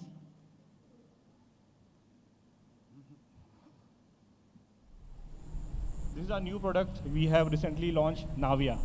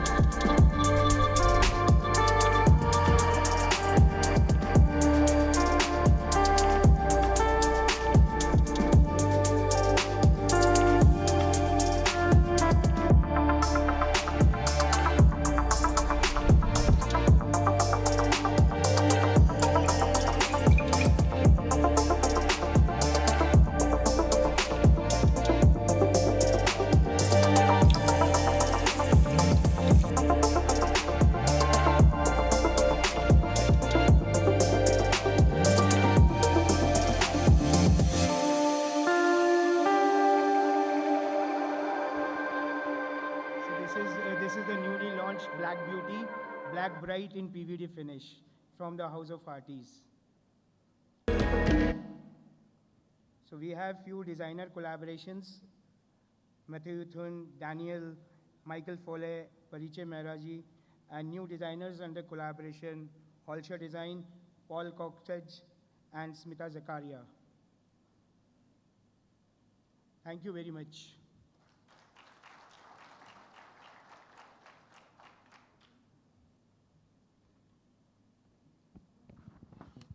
Thank you, Mr. Pramesh Mehta and Sunil Singh, for that insightful presentation. Jaquar has truly set a benchmark in design innovation. A big round of applause for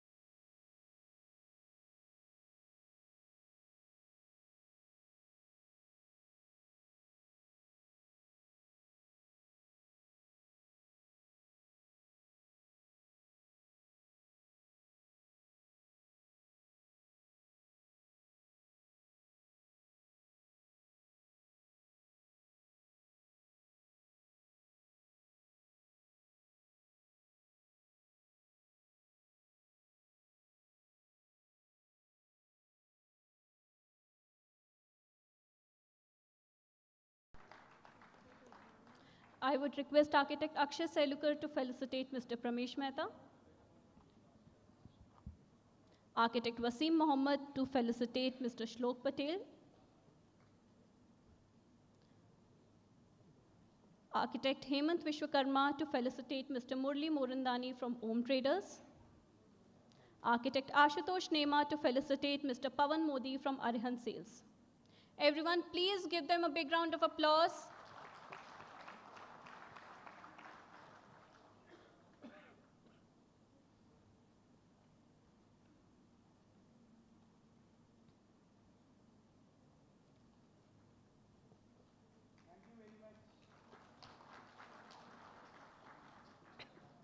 Thank you very much, everyone.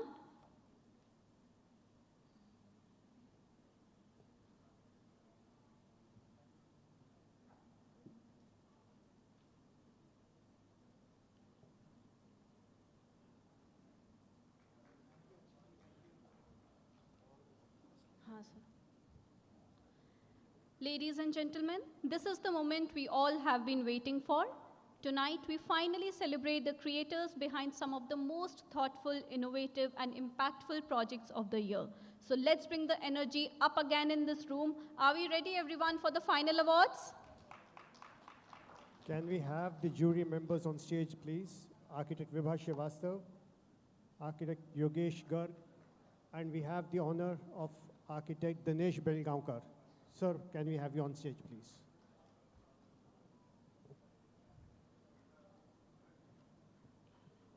Akshay, I'll request you to please honor Architect Belgaonkar. He has arrived a little late.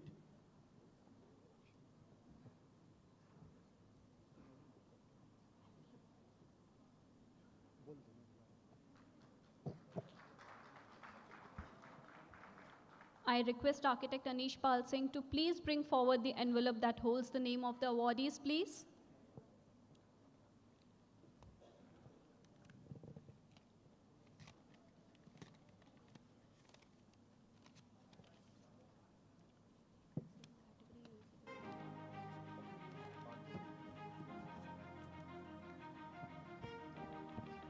We have the awardees with us, starting with the first category. The first category is the Best Residential Design Award up to 3,000 square feet land area.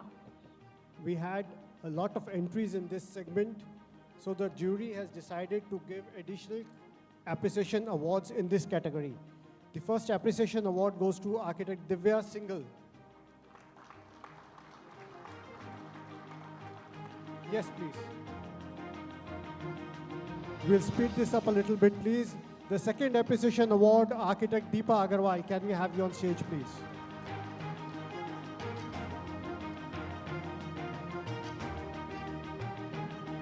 The runner-up trophy, Architect Gaurav Upadhyay.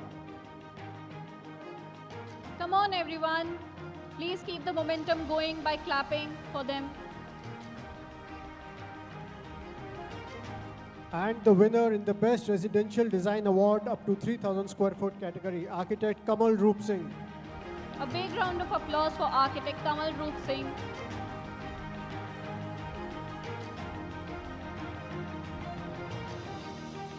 The next category is the Best Residential Design Award above 3,000 square feet land area. And the runner-up award in this category goes to architect Ashutosh Nema. A big round of applause, everyone. The winner for Best Residential Design Award above 3,000 square feet of area, architect Ishan Aluwalia. The next category is the Best Healthcare and Medical Building Design Award up to 5,000 square feet land area. I'm sorry to announce that this category did not have any winners. There were very limited number of entries, so we'll move on to the next category, Best Healthcare and Medical Building Design Award above 5,000 square feet of land area. And the runner-up is? Architect Jaya Jain, please come on the stage. The winner of this category goes to architect Shailendra Sharma. Please join us on the stage, Can please. we have you on stage, please? The next category is the Best Hospitality Design Award up to 5,000 square feet land area. The runner-up for this category, architect Anuj Sharma.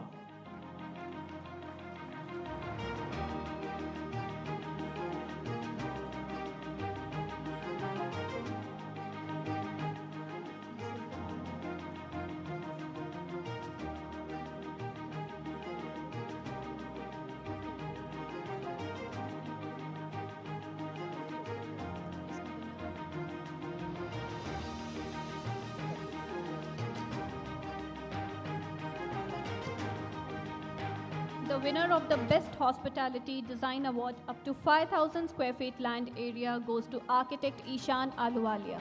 Please join us on the stage.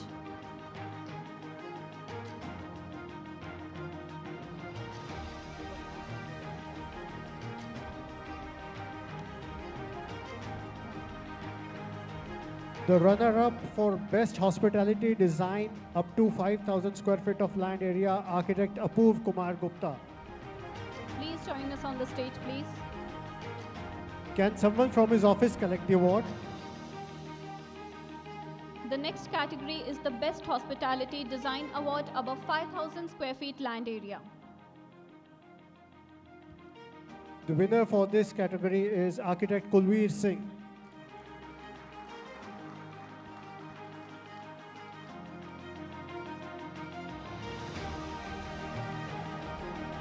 The runner-up of this category is architect Anuj Sharma. Anuj has already received his award. Anuj, you have already taken the award for this category. The next category is the Best Public Building Award up to 5,000 square feet land area. The runner-up is architect Kamal Roop Singh. The winner of this category is architect Deepak Kumar. Please join us on the stage.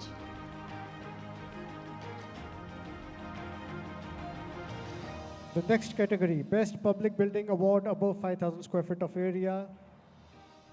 We have a Design Appreciation Award in this category as well, architect Ritu Goyal.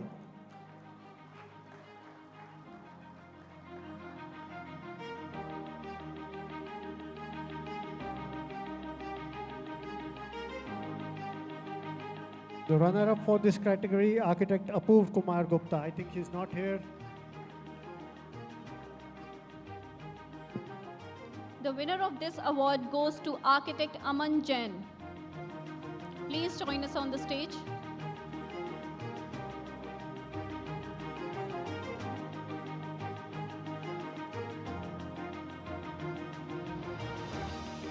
The next category, Best Office Interior Award up to 1,500 square feet of area.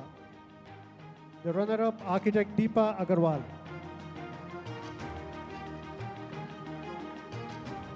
The winner of this category goes to architect Sarthak Manlik. Please join us on the stage.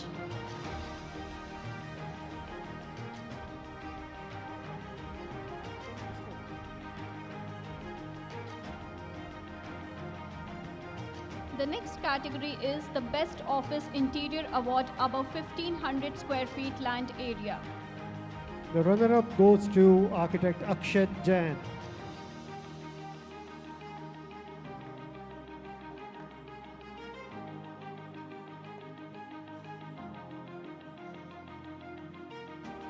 The winner in this category is architect Manish Gupta. Manish ji is not here. He is representing IIA Bhopal MP chapter in the IIA golf tournament in Ghaziabad. Someone from Manish ji's office, if you can receive the award. The next category is the Best Landscape Award up to 15,000 square feet land area. The runner-up again, architect Akshat Jain. Akshat, can you come up please again?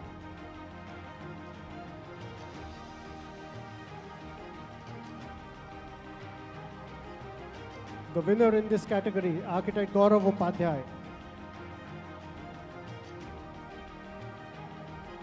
Architect Gaurav Upadhyay, please join us on the stage.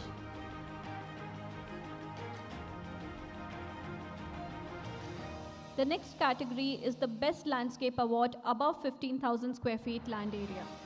And the runner-up in this category, architect Rishi Sahu. Can we have you on stage, please?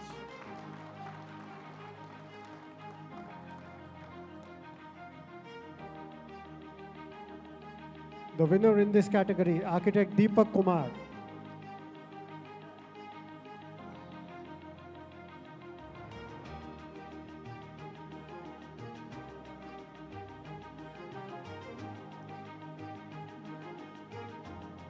The next category is the Best Cafe and Restaurant Award up to 1500 square feet land area.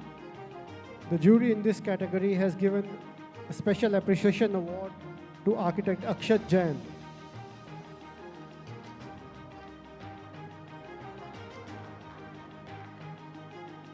And the winner in this category, architect Ashmita Das. A big round of applause, everyone, for them.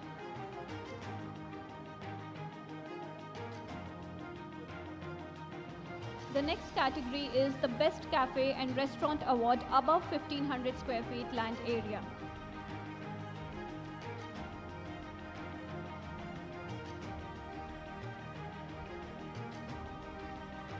Ashmita, can you stay back? You are the awardee for special appreciation in this category also.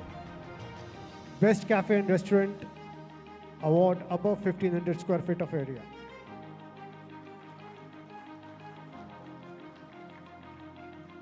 The runner-up in this category, architect Rishi Sahu.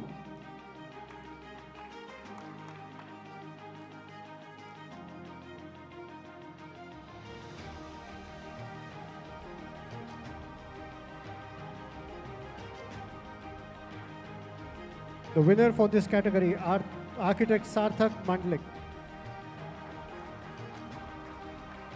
Come on, everyone. Let's keep the momentum going. Keep clapping for all the winners. The next category is the Best Group Housing Design Award. The jury has selected 2 nominations for the Appreciation Award in this category, architect S.M. Wasim. A big round of applause for architect S.M. Wasim, please. The next Appreciation Award in this category, architect Subhranshu Upadhyay. The next category is the Best Architectural Research Work for Academician Award. This category was created specially for our gurus, our academicians who are teaching in different colleges of architecture in Bhopal. The runner-up award in this category goes jointly to architect Sandeep Sankart and architect Garima Tamrekar for their research work on accessibility.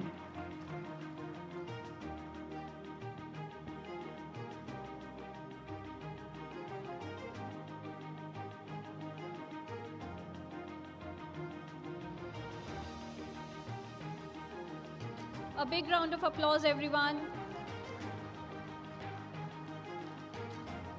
Best Architectural Research Work by an Academician. The winner in this category goes to architect Rahul Tiwari.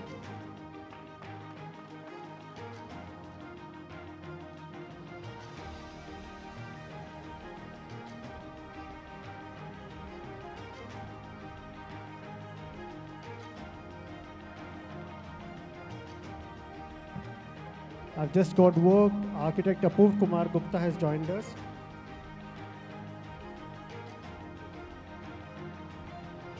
Can we have you on stage, please? Best Public Building Award above 5,000 square feet of land area, Architect Apoorv Kumar Gupta.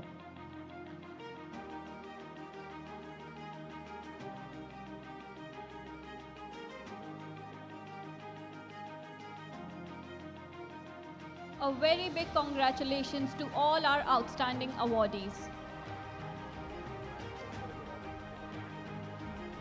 A huge round of applause for every winner tonight, our remarkable jury and the entire fraternity that makes the IIA Design Appreciation Awards 3rd edition powered by Jaquar truly special.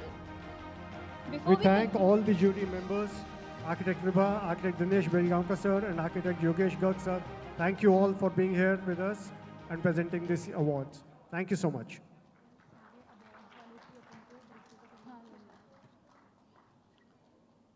Before we conclude this spectacular evening, we would love to capture this moment with everyone who made this evening truly memorable. I would like to invite entire jury panel, entire team of IIA Bhopal, entire Jaquar team, and all the awardees of this night. Please come on the stage for the group photograph.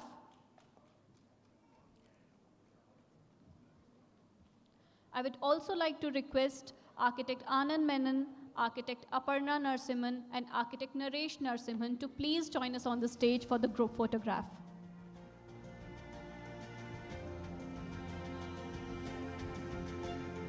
I also request Architect Prerna Kothari, please join us on the stage. I will also request the group Jaguar to please be on the stage for the group photograph.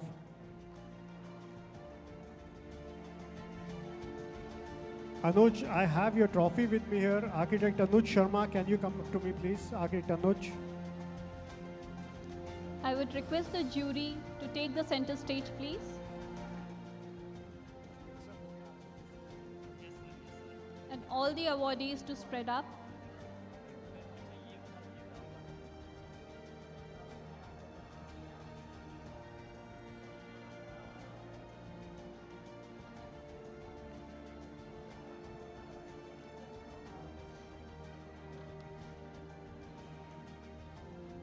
Some people can stand and some can sit.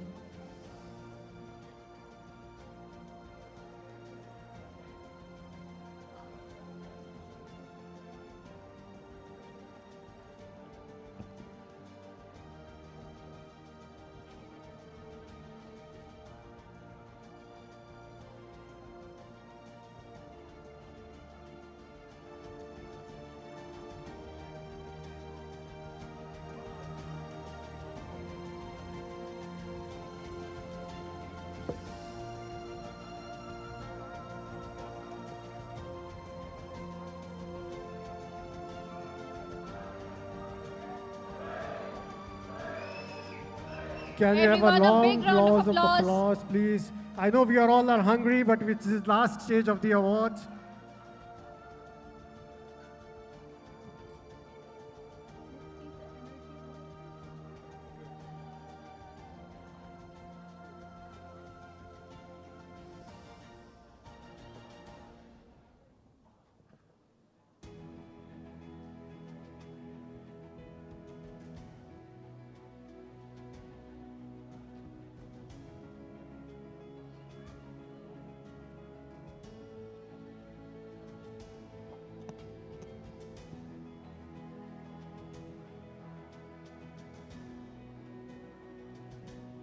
Thank you all.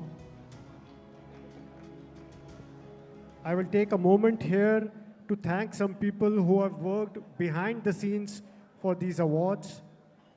Team Excelsior Branding, Nipun and his team, thank you so much for managing all the event management. I also thank Pratiksha and his team for media management.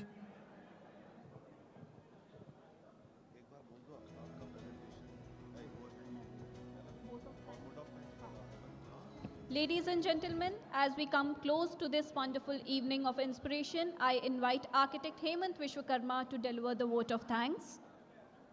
Everyone, please be seated.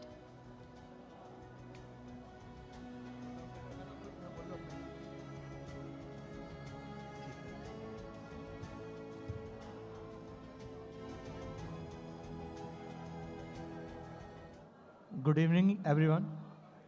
On behalf of IIA Center, Bhopal, I would like to express our sincere gratitude to our esteemed speakers and jury members and architects of Bhopal.